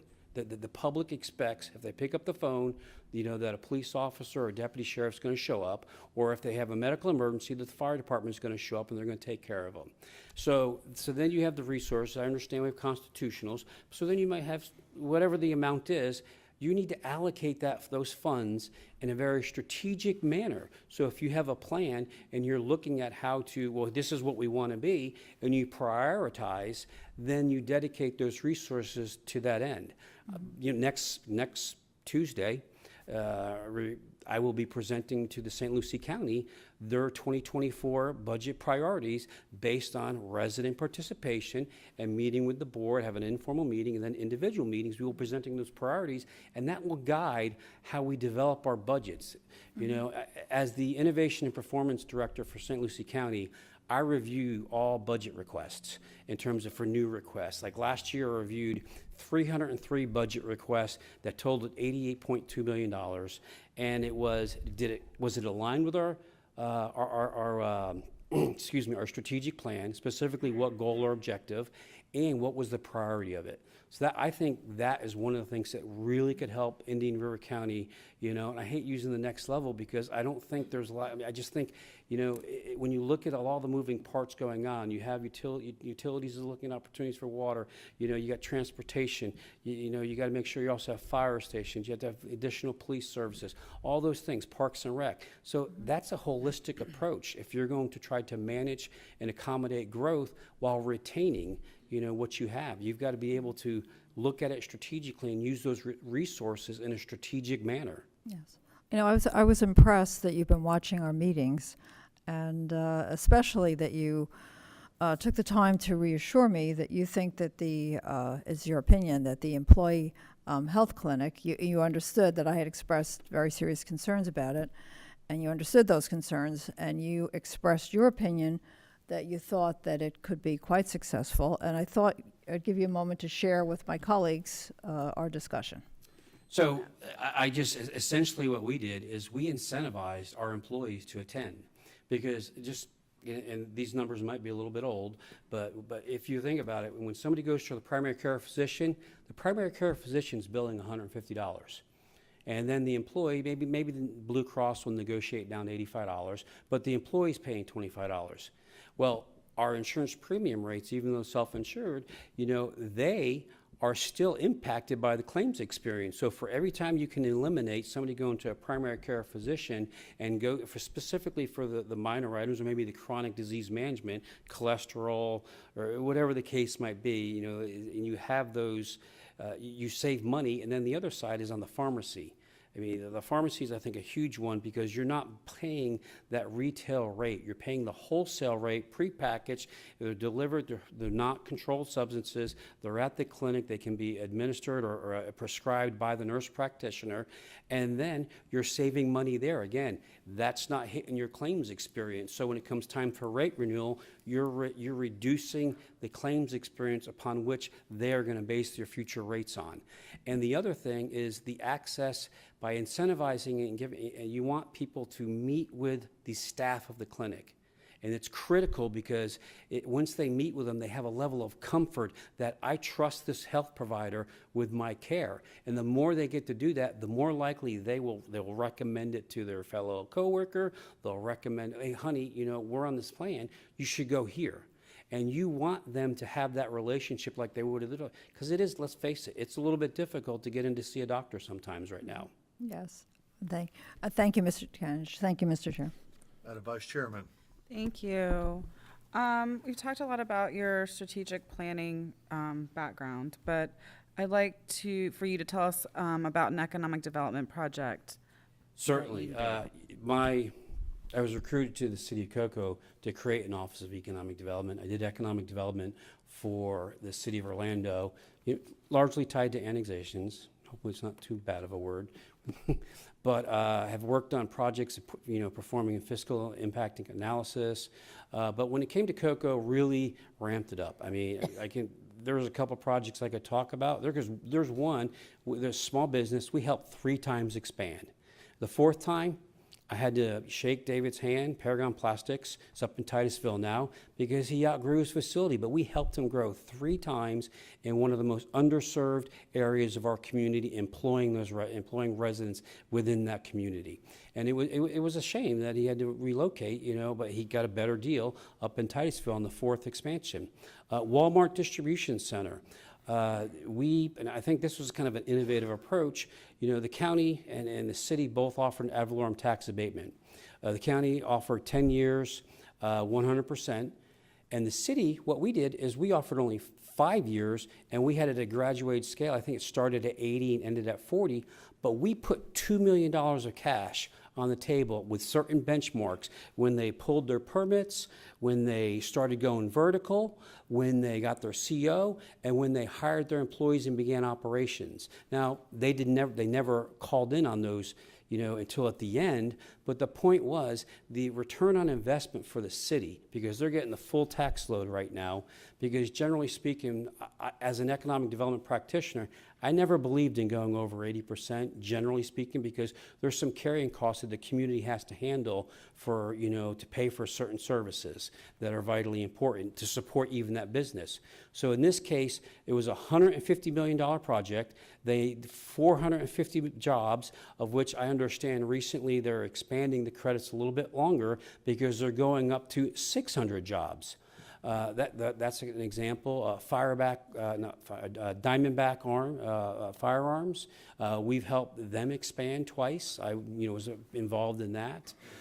We've also helped bring in small businesses as well. I mean, I worked for Cocoa. We did redevelopment, so there's downtown historic Cocoa Village. We said, listen, we got to go on the road. We went to the National Council of Shopping Centers, and we put a booth up, and we said, you need to come to Cocoa. I mean, you got to go out to them. They don't come to you sometimes. You got to meet with the site selector. FedEx Ground Distribution Center, another one that we located. Actually, there's an Amazon last mile distribution center. It was completed after I left, but the deal initially fell through because the one property owner didn't want to, they held out. Well, I can tell you, and you can probably, when Amazon comes in, if they can't get it done, they're gone.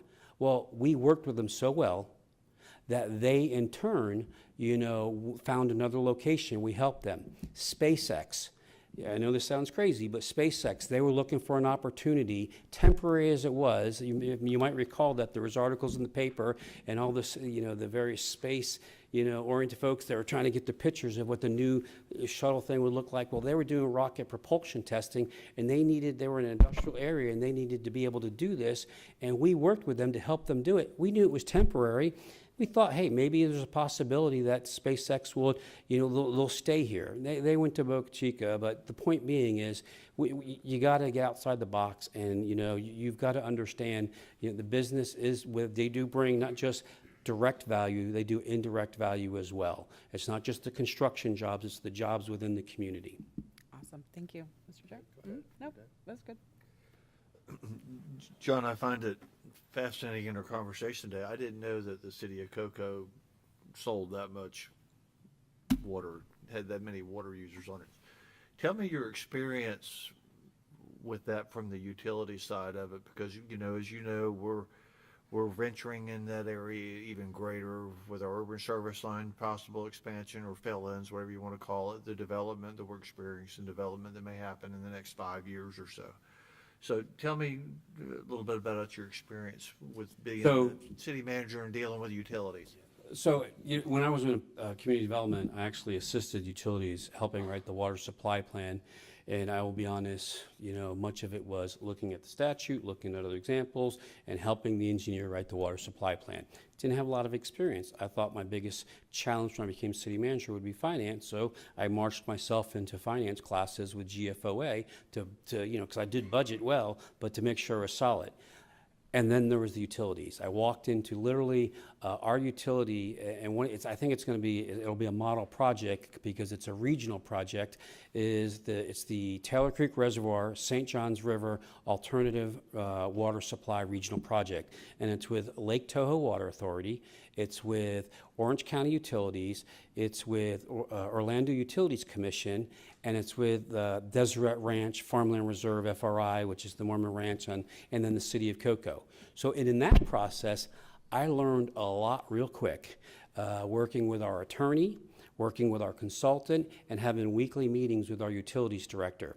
And the other thing that I'll say is, one, we had a consumptive use permit. I think they're still at that's consumptive use about 34 million gallons a day, and we were very proactive. I mean, we had a staff come to us and say, and it started before me, but it made sense because I really believe in asset management, is they wanted to look at the system as a whole and start proactively addressing issues so we're not reacting.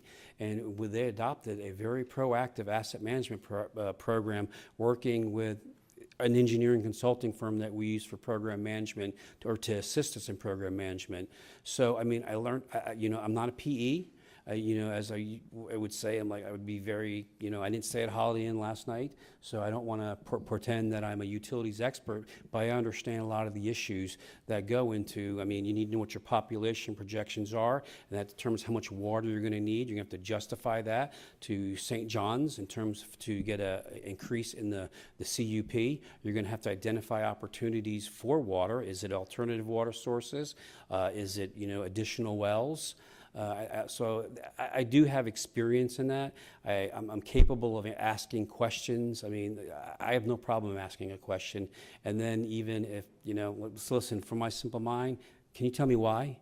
Simon Sinek says why is one of the best words. It's like, there's nothing wrong with asking an employee why.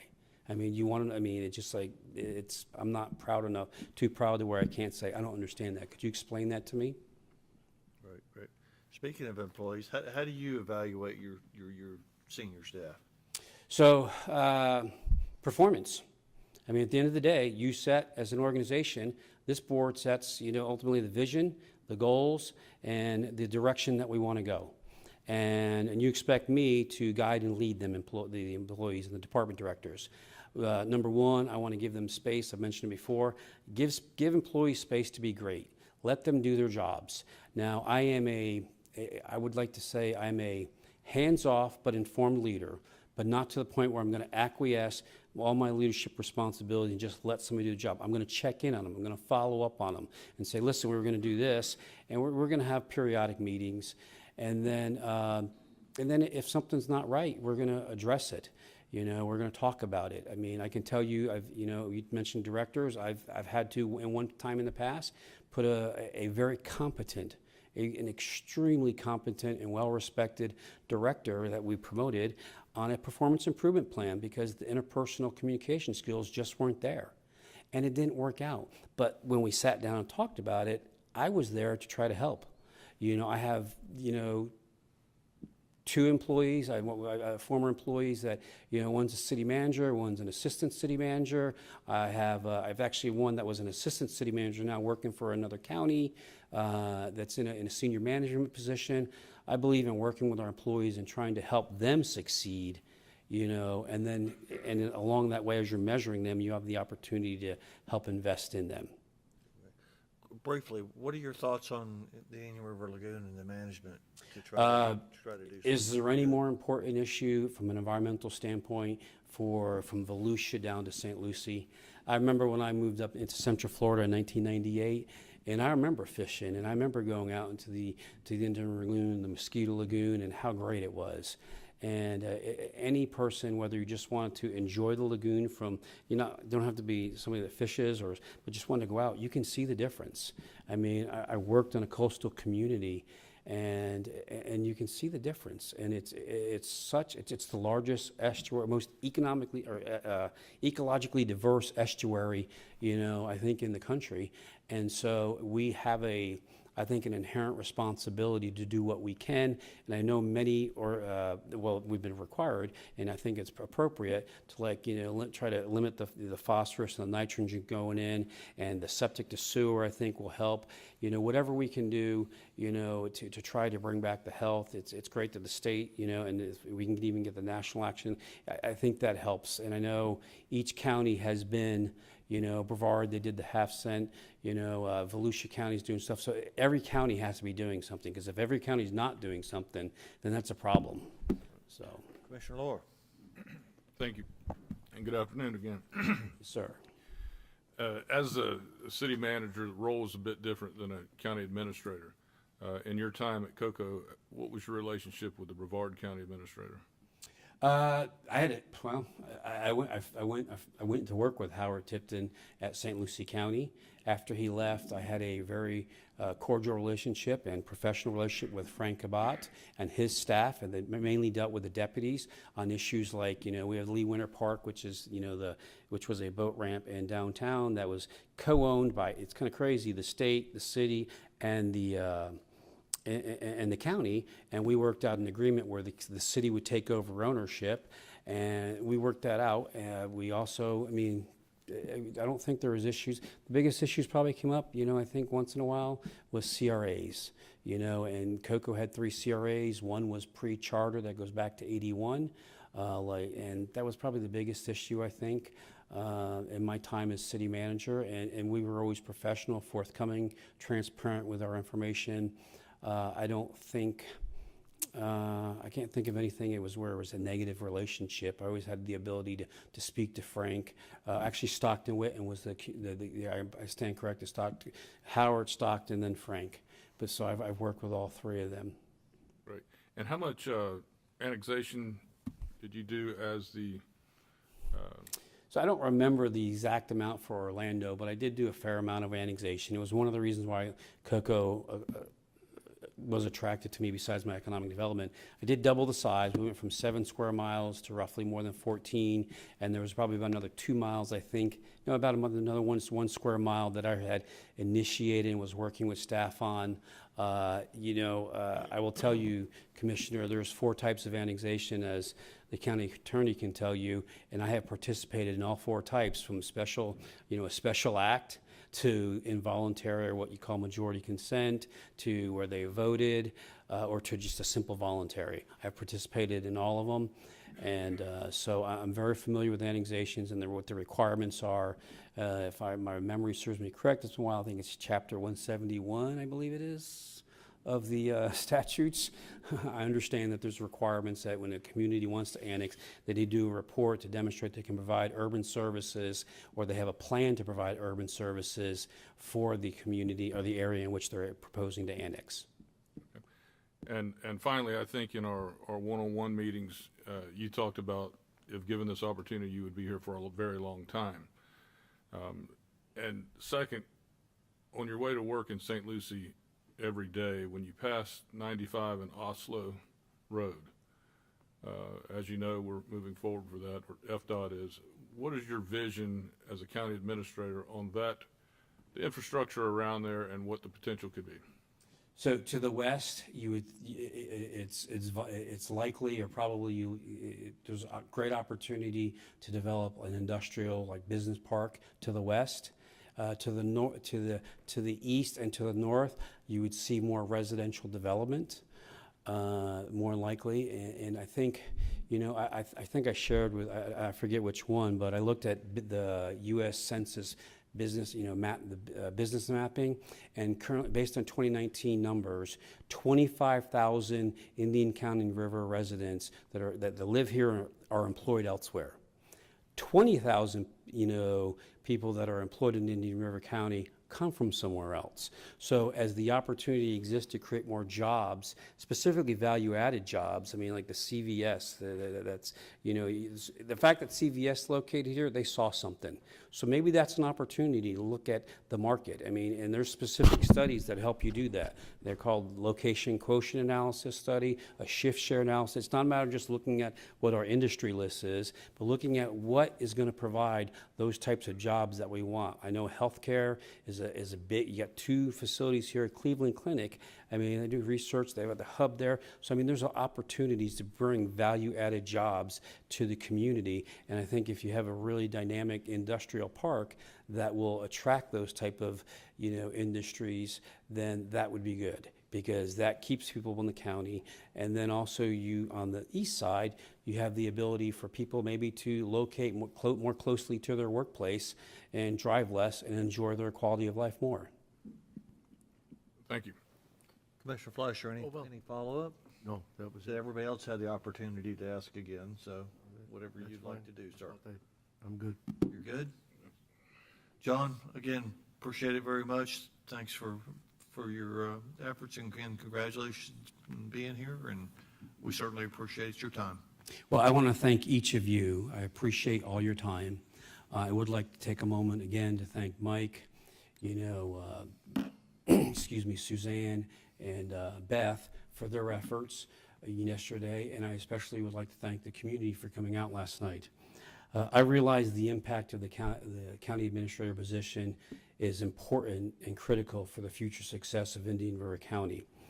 I believe I'm capable and ready to take on that position and lead and guide, this commission and the community and for your, as it relates to your vision, if given the opportunity. But what I would say, for all of us, the most important decision you have as a commission is to pick the best candidate that you believe is a good fit for you, the county as an organization, and the community.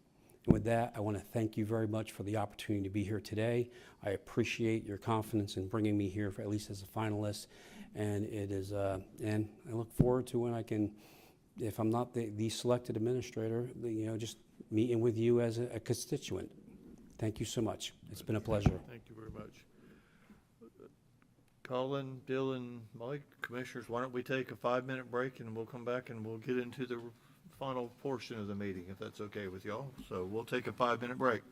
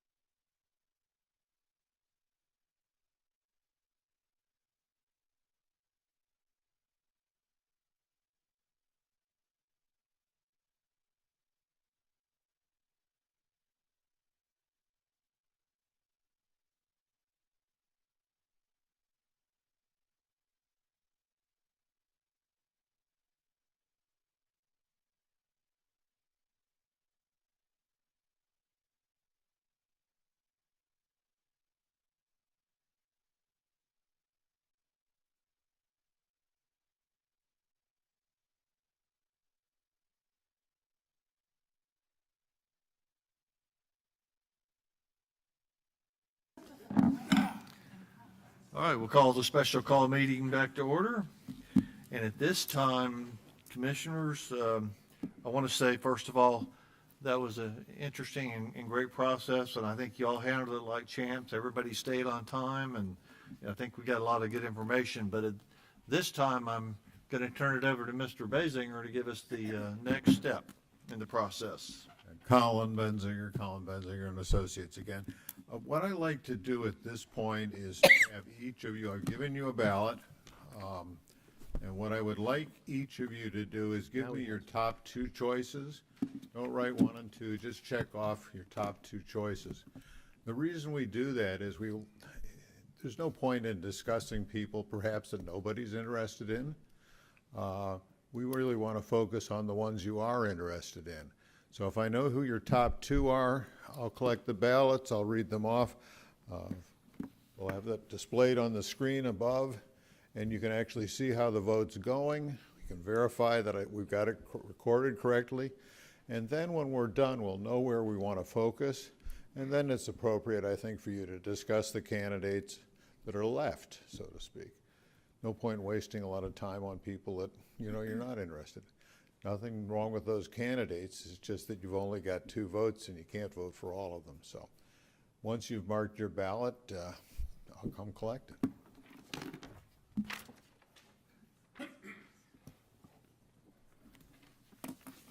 We got to check off who we are.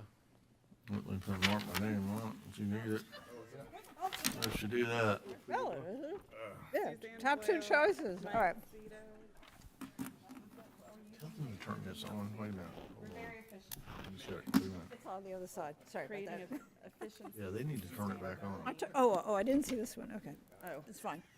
I took it out of the book. Oh, you took it out of there? That makes more sense.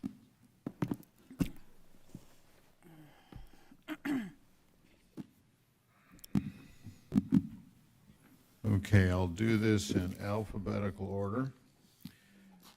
Commissioner Adams voted for Don Rosenthal and Jeff Wilkins. The chair voted for, where is the chair? Where do they go? There's the chair voted for John Takanish and Jeff Wilkins.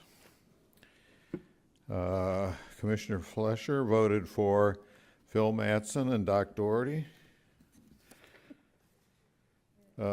Commissioner Lohr voted for Phil Matson and John Takanish. And Commissioner Moss voted for Doc Doherty and John Takanish.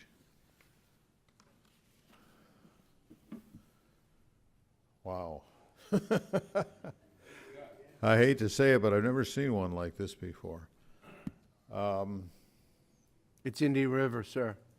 Yeah. All right.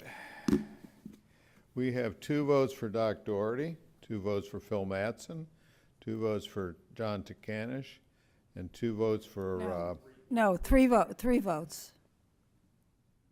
Oh. votes for, There we go. Sorry, we didn't click on the last one. So John's got 3 votes. So he's a little bit ahead, and Don is out. What I would suggest under that's... Wait a minute. Didn't we? Yeah. What I would suggest is perhaps Commissioner Adams could pick another candidate. Well, I mean, to be really honest with you, I'm not prepared to pick another candidate because my mind is mush after all this. And we're like at 4:30, and I would have to go back through some of my notes and reread, where we were on different things and think about it, to be honest with you. They're all very close. They were all very close, and it was hard to come up with a top 2 for me anyway. But I mean, that's my 2 cents. I just, with the amount of 2s and a 3, I don't see us deciding on one today, even though I know that's what we kind of want to do. But at the same time, I would need to think about it based on how these numbers come out. I would kind of thought we would be a little bit closer, to be honest with you. The one thing I might suggest is the only way that I could see a clear choice at this point would be if John Takanish is the first choice of the 3 people that voted for him. Otherwise, I think it might be wise just to wait until Tuesday to make a decision, so. He was my first choice. I voted for him. All right. Commissioner Lohr, would he be your first choice? No, sir. Okay. I go back to previous meetings, and I will agree with Commissioner Adams in that what a talent field we had over the last 8 hours. And I think between Matson and John, I think it's close. However, we need to send a message to all of our employees that if you are dedicated and loyal 20 plus years, knowing the players, knowing the community very, very well, the message is there's a chance that you can get to the top of this organization. And I think absent that, we're sending a bad message. And like I said, all 5 of them have different unique talents and abilities. And I'm sure each of them will one day land a job like this one. But my number one is Phil Matson for the relevancy that I've spoken of. Well, at this point, then, further discussion, I guess, is appropriate before I don't want to intervene and tell you what I think you should do at this point. I've made my suggestion, so. I share the same sentiment. First, I want to thank you for this process, getting this far. It was difficult, and as I previously discussed, when we got that first book, it actually brought grave concern. Mm-hmm. But the finalists, I think, were exceptional. I think everyone has something to bring to the table. But I will share that, once again, my choices are very difficult to deviate from at this juncture. I will resound something, and I want you to just think of what the candidates said about our staff. Mm-hmm. And our staff has well presented this county to them when they went on the tour, and they've had the exchange, and last night too. And when we do that, one of the candidates said, you know, my job, my role and responsibility is to plan for the future, to bring someone upward, to make it a better place, to develop a future leader. And that is one of the primary roles of a true leader, is to develop future leaders. And I know it was mentioned earlier, we look at what we have, and everyone strives for excellence. We are directing our county staff. Some of them were involved with the process. One of them was a finalist. And I feel very strongly about that particular choice, only because of the uniqueness of our community, our difference. Many of the candidates mentioned the uniqueness of our environment. They like it. It was suggested about height restrictions and things of that nature, and expansion and urban service line. We're at a juncture, and I have to fall back on that institutional knowledge and development from previous leadership to leadership has got to have a critical concern in our selection process. So I'm very confident in my selection choices, most certainly with the number one choice that I have on the list.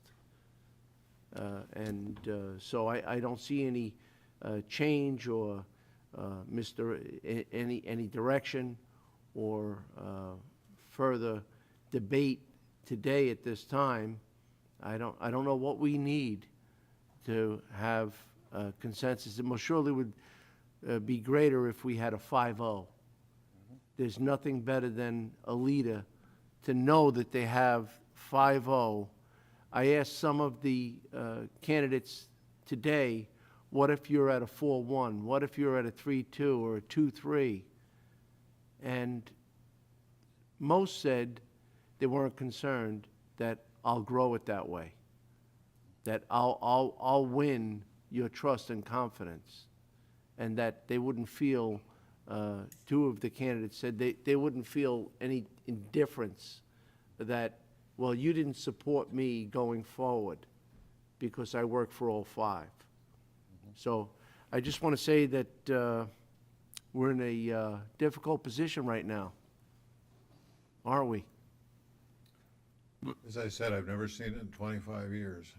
But Commissioner Moss, I have a question just on the system itself. How is the winner selected? If, I mean, there's someone with the most votes. What is the criteria? normally what we do is we normally have 2 or 3 candidates that are in the lead. And we will focus on those candidates and say if we have 2 candidates, we'll vote again and find out who's the majority, who the majority supports. In this case, I'm just trying to think of how we would proceed. And I think what I would suggest that we do now or on Monday would be to have everybody just vote for your first choice and see where it sorts out. And then at that point, we could have some further discussion, again, whether it's now or on Monday or Tuesday. I would well, Tuesday, it would be Tuesday. But again, at this point, based on where everything is, I'm willing to allocate my vote to somebody else, but I'm not willing to do that today. I need to think about it. So for my fellow commissioners, there was a lot to take in today. Mm-hmm. They were all very, very different. They are, in my opinion, there's a few things that differentiate ones from the other. And this is a very important decision. And I don't feel like if this is where the numbers are, if they're that like evenly spread out, I don't think it's something we need to rush into. If there's not somebody that has risen to the top enough to make them the magical unicorn. There's not one here in these numbers. And one thing I would say is one of the very first searches I did was for Bay Harbor Islands, and it was a 7-member commission. And on Friday, they took a preliminary vote. They decided they'd make their decision on Monday. And Dennis Kelly had 3 votes, Greg Tyndall had 1 vote, Carol Morris had 1 vote, 2 were undecided. On Monday, Greg Tyndall got the job, 4 votes to 3. And it was because people slept on it, they thought about it, they evaluated the candidates, listened to some input from the community, and came back, and it was a pretty clear decision then. But, it's no guarantee it'll happen here, but I think sleeping on it would be beneficial. Okay, let me give my 2 cents worth on this. I understand the comments that have been made so far. I don't always disagree with that. My philosophy is I just feel the county needs a new perspective. Saying that doesn't rule out anybody else. We have one candidate with 3 votes that if this is the way it had to be done, that candidate would be number 1, and I would like to see a 5-0. Do you not move that candidate, take that candidate out, put him on the second ballot and vote for the next candidate, and then you go back and you vote on the 2? Again, say it's, in this case, it's Mr. Katanich is the high vote getter. He moves out of the equation, and then you have Mr. Doherty, Matson, Rosenthal, and Wilkins.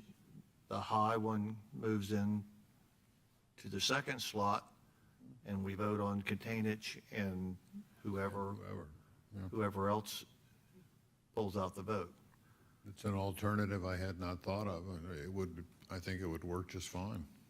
Commissioners, your thoughts on that? I mean, I think that's the fair way to do, then that's my idea. I'm okay if you don't like it. Mr. Chair, if that's your direction, I would rather resolve this today. We have extra ballots here. We can simply do that method as you described. We have plenty of Commissioner ballots. Fleischer? I'm willing to give it a try. Well, That's most certain. yeah, will you explain again what it is that what we're going to be doing, what you're, Okay, my idea is, okay, we see the ballot in front of you. Mr. Katanich has 3 votes. He's the high vote getter on Right. this. okay, Okay? You take him out of the equation. He sits on a piece of paper over here. Okay. We're going to add a second name by voting on the other 4. And so the high vote getter of the other 4 goes into the slot with Mr. Katanich, and then we vote on Mr. Katanich and whoever the runner-up is at this time. But I think it's important that we look at them all. Once we get the vote, once we get the second candidate, that we keep an open mind and we evaluate who that second candidate is that's basically running for the slot also. They ought to be as equal as you can do. so we're gonna That's do my another thought. vote, we're gonna take Mr. Takanich out, we're gonna do another vote selecting one Out of the 4. out of the 4, and Correct. whoever is the top vote getter there. Moves in the vote against Mr. Katanich and whoever that, between Mr. Katanich and whoever wins on the second ballot. But what prevents us from just voting for whoever our second person was, and we still end up with what we got Need here? 2 choices. We may? But we're only selecting 1 more, not 2, Correct. Then it- right? then it- I mean, we can try it, I'm all for it, let's try Say something. we do the same way. If there was a high vote getter, then that high vote getter moves into the second round against Mr. Katanich. Do you also want to exclude Mr. Rosenthal since he only had 1 vote? Yes. So is it that they each get 2 votes and they One. just 1 vote for, okay, thank you. We go for it? Yes. Yeah, they're just voting for the second open finalist. Well, Thank you, sir. hold on a second. I don't know why you would eliminate Mr. Rosenthal. I think they're all, He only got 1 vote. it all goes back to, my philosophy is you got a high vote getter, and everybody else goes back to 0, and you vote on the 4 of them. I would include Mr. Rosenthal in the vote. Wait, let me. Okay. I would not eliminate. We're not, Think about it. I don't know. oh, we're doing this on the Let's fly. place in Mr. Well, Rosenthal. should we leave Mr. Rosenthal in and then we'll just vote and see how it shorts out? This is my Leave opinion. it, but This you is know my it's not opinion, and we vote. If there's a high vote getter, they move on. If we're tied again and we don't get a clear winner, we can do the same thing till we get down to 2. I do. If we do this again, we will. I have one thing. So we're Gonna taking run out of 2 ballots. votes again, or 1? 1, you said 1. 1, okay. Yeah. Okay, so we don't need Kanich's out. He's new, Yeah. 3 months here. 3 months. Feels like eternity.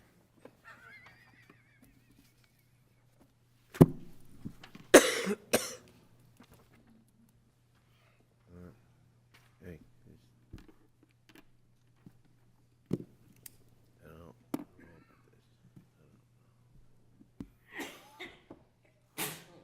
Bless you. Bless you.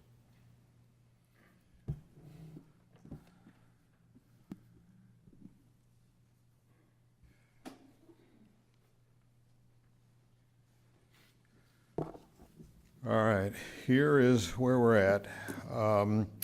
Commissioner Adams voted for Don Rosenthal. Commissioner Ehrman voted for Don Rosenthal. Commissioner Fleischer voted for Phil Matson. And Commissioner Lohr voted for Phil Matson. And Commissioner Moss voted for Doc Doherty.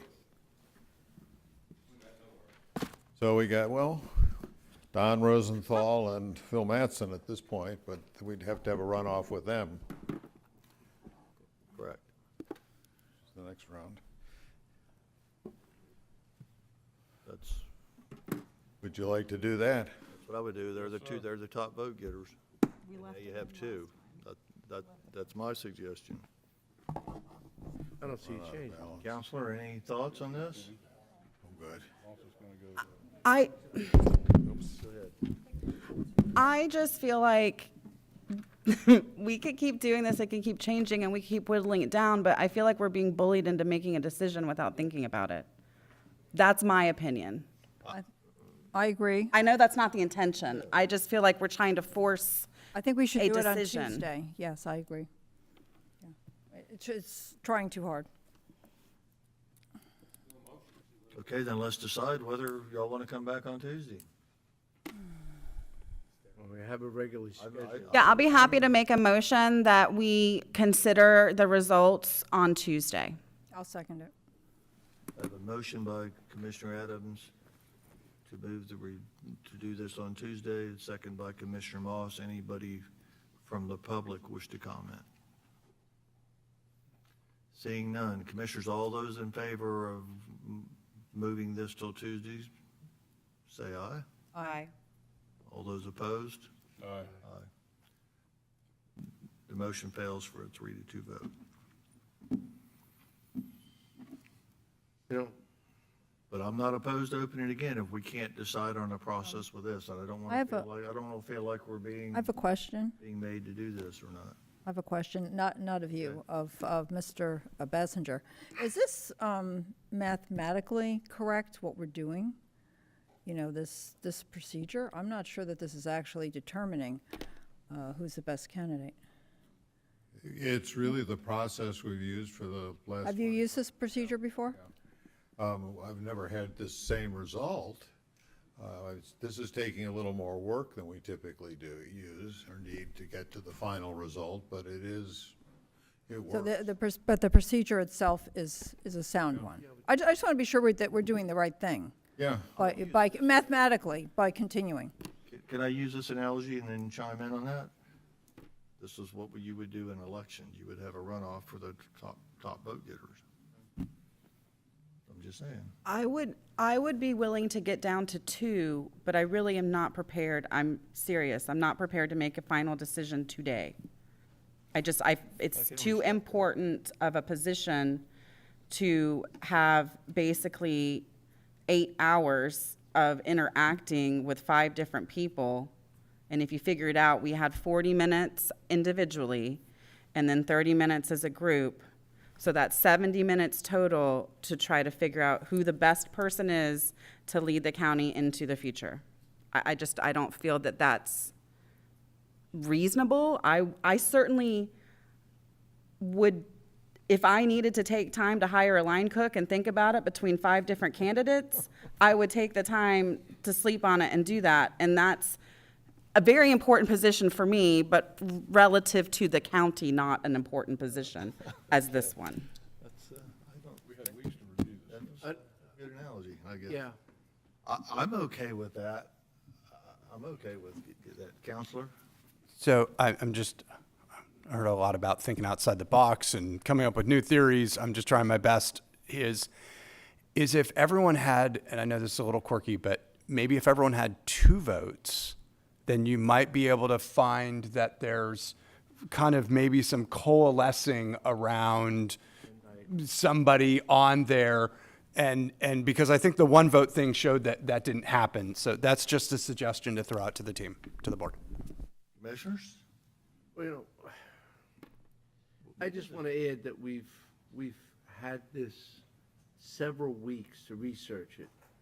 Some, not all, some have done a lot of research. And some of that research, for example, if someone has a tentative job commitment at another location, okay, which does exist, we don't talk about it. They already have another job. This is job shopping, okay? So I don't know how to remove that, okay? It would change some of the votes. I could tell you that. You know, I really don't know how much more information we can get from the people, and they will be gone. Most of them have travel plans tomorrow. We can only keep them here so long. But by the same token, we've had their information, and it was our obligation to review it. And in reviewing it, there is some very unique things that really haven't been discussed that you don't want to discuss, including other job commitments that we're waiting. We don't know. I'll let you know. I have another job interview. A job interview. This is county administrator. This is not another type of job. I won't even identify the type of job. This is our county administrator, our future for Indian River County, our continued success for Indian River County. I think we should do everything we can and dig deep to look at what we've actually learned and things that we hold and things that they hold and get a result. I don't think that any presentation is going to change anything. I think you're correct. I don't think we're looking for more information. I think we're looking for time to digest the information received today, which was not available any other way, other than meeting with them nonstop for hours. And we needed to do that. That was very important and very helpful. But we're looking for time now to digest it, that's all. But again, I say hypothetically, if you knew that someone had another job opportunity that was held in abeyance in case they get this, would that change your thought process? That's something we didn't discuss, nobody said. Nobody's going to come to the podium and say, well, I have this other job, but I'm holding off until I see how I fare at this position. I was on the big list, I got the short list, so I told them to wait too. We have a lot of job shopping, and some people have been in locations 2 years, 4 years. Some have voids. I don't think we I'm need to talking about a human badmouth resource anybody at this challenge. point. I'm not talking about what they said or who they are or what they want to commit to us. Although, when we know that people are farming, and maybe farming again in 2 years, would they be the ones to be considered? So I think we really have to evaluate that. And I will tell you, there's at least one individual that stood before us that has another job offer. And we've not discussed it. We can't discuss it. I don't think it matters. I think it matters very much so. Mr. Chair, if I can add, there's one of the candidates has been retired for a while, and I asked him in the one-on-one interviews, what happens if you don't get this job? Oh, just stay retired. So there has to be something to be said about that. Another one is without a job. And when asked why he's without a job, there was a story about, well, we got all the projects we needed to get done, and I felt like it was time to go. Mind you, that was a one-year job. Commissioners, it's my suggestion that we use Dylan's suggestion and maybe go to 2 votes, vote on this again, see if we have a clear majority on one person. That person will move into it, and we'll use Commissioner Adams' idea to get it down to 2 and then vote on that on Tuesday. What do you think of that? Commissioner Moss, any consensus, any thoughts on that process? We go to 2 votes, like we did in the first round, 2 votes, to see if there's a what'd you call it, Dylan? Okay. I just thought that if each of the commissioners had 2 votes, there may be some coalescing around one candidate who everyone generally was sort of favorable with to try to resolve this logjam. May I ask a question? It's for Mr. Basinger. Has that procedure been employed before? What our council? It has not, but I don't see anything wrong with it. I mean, it's just another approach to coming to a conclusion. Well, I'd rather not be the first one to try it. I'll put it that way. Not after all these hours. I'm not looking to experiment at the moment. Can we just leave the whole, since we're going to leave a final decision until Tuesday, can we just stop now and leave, well, we're leaving the decision until Tuesday anyway. We voted that we're not doing that. I don't know that it'll be exactly the same. Something in the material that. I'd like to stick with what are the normal procedures. I don't want to get into the experimental area. Well, already we surprised. Now or on Tuesday.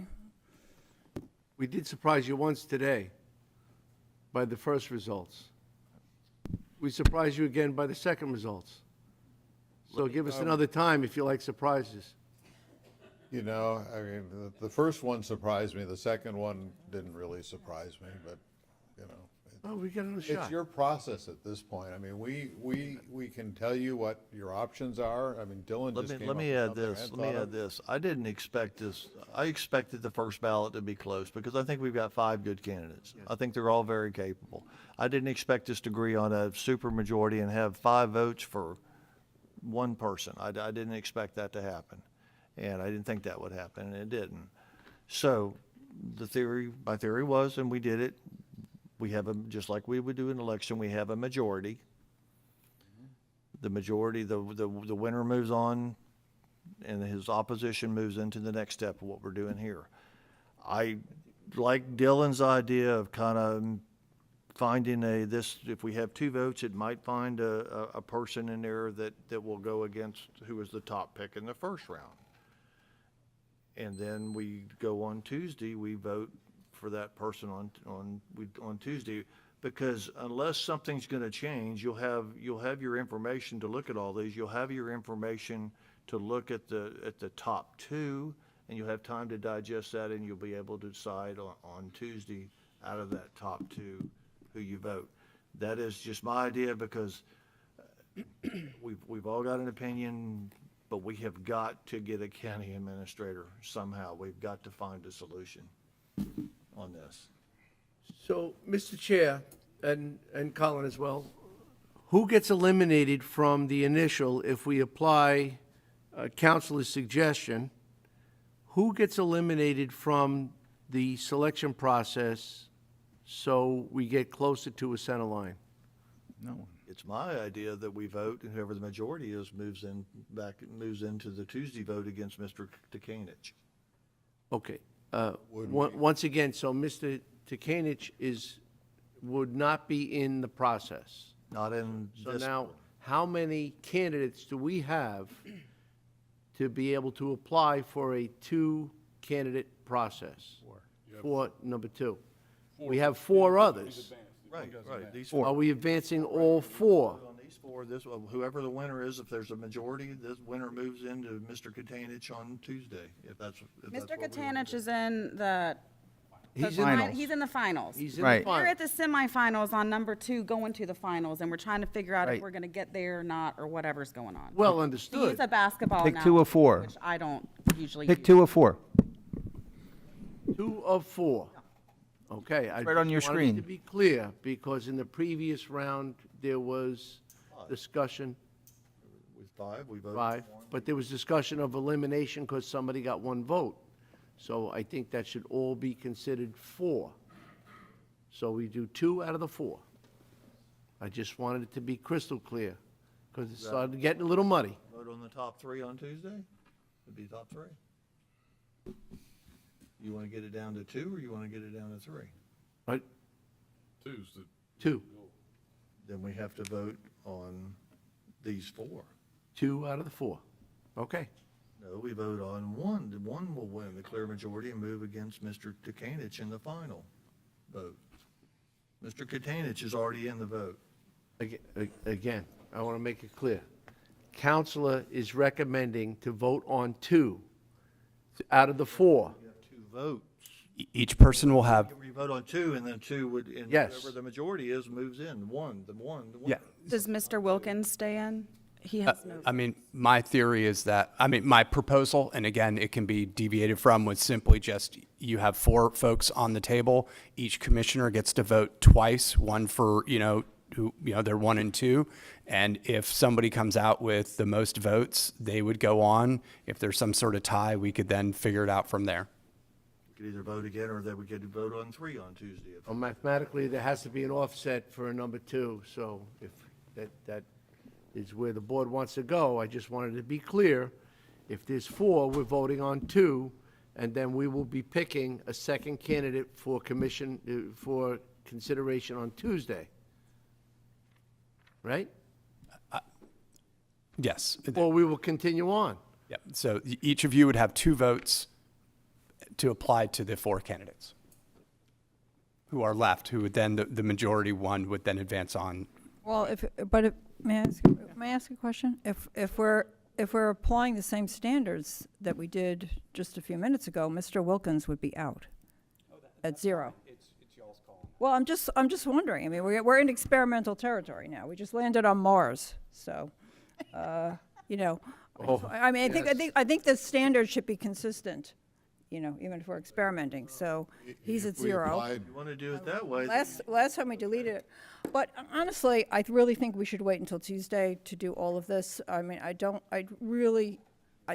seriously object to using a procedure. How many years have you been in business, sir? How many years have you been doing this? I've actually been doing it 1 week short of 25 years. 25 years, you've never employed the procedure that we're attempting to employ at the moment? No, I haven't needed to. I don't think we should do it, really. I mean, there's no reason to decide today as opposed to Tuesday. My question to you would be, what's going to change? We have time to digest the information that we received this morning. I'm not looking for more information. I'm just looking to digest everything we heard, and we'll come back and we'll make a final decision. We're coming back on Tuesday with a final decision anyway. I think we can stop here. I prefer not to experiment. It's too serious, it's too important, and I appreciate everything that everybody's done. I think, again, and you said it, I commend the 5 of us. It's everybody's worked very hard on this, and I don't want to jeopardize this decision or make a decision that could later be legally challenged. What we just do anything we want, we make it up as we go along? No, there should be a basis for it. We could have a legal challenge for this. It could happen. In 25 years, this gentleman never has done this. I mean, what has been suggested.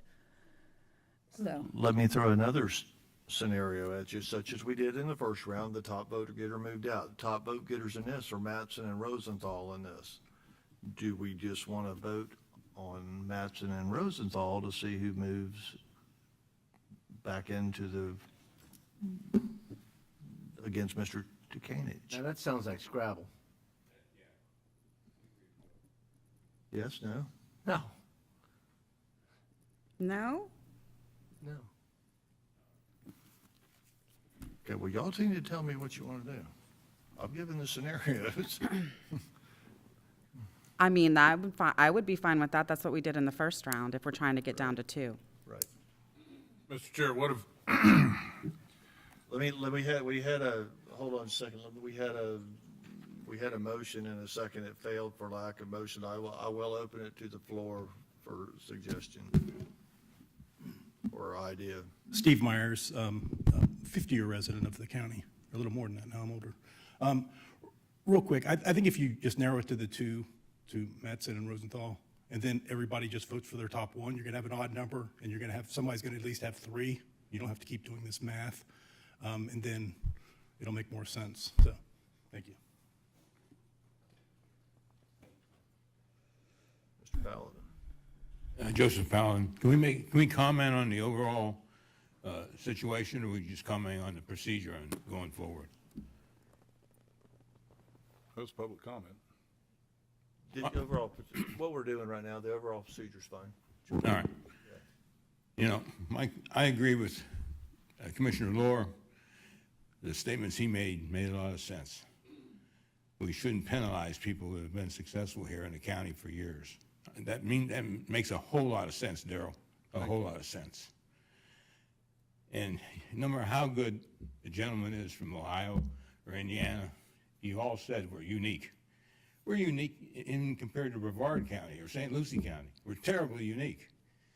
I think that it's right in front of our eyes. Phil Matson has 20-some years' experience here, and he has the respect of the community and all the staff members and most of you. I think that would be my first choice. That would definitely be my first choice. We need to hit the ground running. We can't take time to sit around and retrain people and start from scratch. What Darrell said makes a whole lot of sense, and what Mr. Fletcher said makes a whole lot of sense. I think you ought to reconsider. Phil Masson's, it's not that he's just a nice guy. Everybody says he's a nice guy because he works with you. I've worked with him. He's turned me down several times. He said, Mr. Palin, we can't do this, but, maybe we can do this. He just doesn't say no and walks away. So he works with you. That doesn't make him too nice of a guy to make a hard decision. I think you're overlooking his capability. I worked with him for 20 years. He's very capable. He's my choice, period. Thank you. Commissioners, I can't make the motion. It's my recommendation. We do vote on Matson and Rosenthal, and whoever the I'll make that majority motion. winner is would move into the round against Mr. Katanich. I'll make that If motion. you don't, then we start all over again. So what do you want to do? Rosenthal and Matson. I have a motion to vote on Rosenthal and Matson. Do I have a second? I'll go with it. Second. I do? Second. Second from Commissioner Fleischer. Got to narrow this. Is there any comment on the motion? Seeing none, Commissioners, all those in favor of voting on Matson Rosenthal, signify by saying aye. Again. Signify by saying aye. He's changing them. Oh. Aye. I didn't hear it. Signify by saying aye. You gonna say aye, or what are you doing? Did you say aye? I said aye, he said aye. You said aye? I say aye. No. No. We have a 3-2 vote. We're going to vote on Matson and Rosenthal.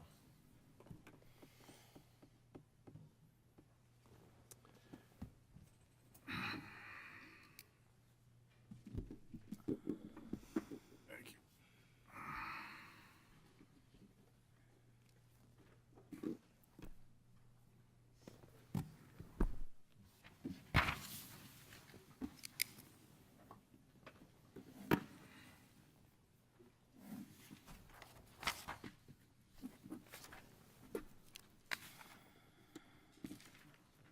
This ain't gonna work.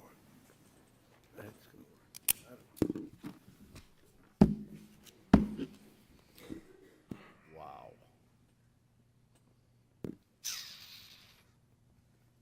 I don't believe it.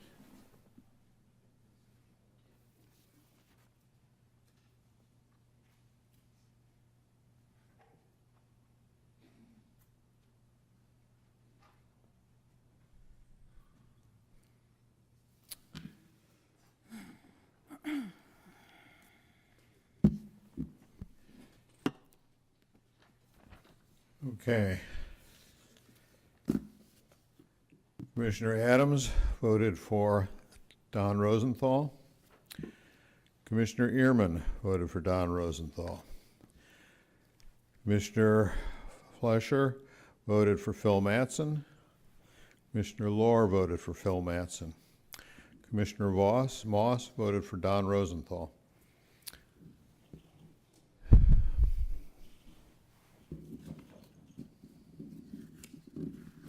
Commissioners, we have a 3-2 vote to move Mr. Rosenthal into finals, and you're good on waiting till Tuesday.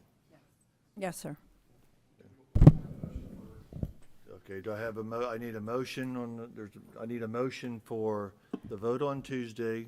I'll make a motion that we determine between Mr. Rosenthal and Mr. Titkinich on Tuesday. I'll second it. I have a motion by Commissioner Adams, a second by Commissioner Moss to move the vote to Tuesday for Mr. Rosenthal or Mr. Tkanich. All those in favor signify by saying aye. Aye. Aye. Aye. Any opposed? Motion passes unanimously. Commissioners, with that, thank you for the long day. You've all done a yeoman's job, and I appreciate it. Staff, Mike, please pass on to your staff, Suzanne and the rest of them, for doing what they do best, and I appreciate it. So with that, we are adjourned till Tuesday.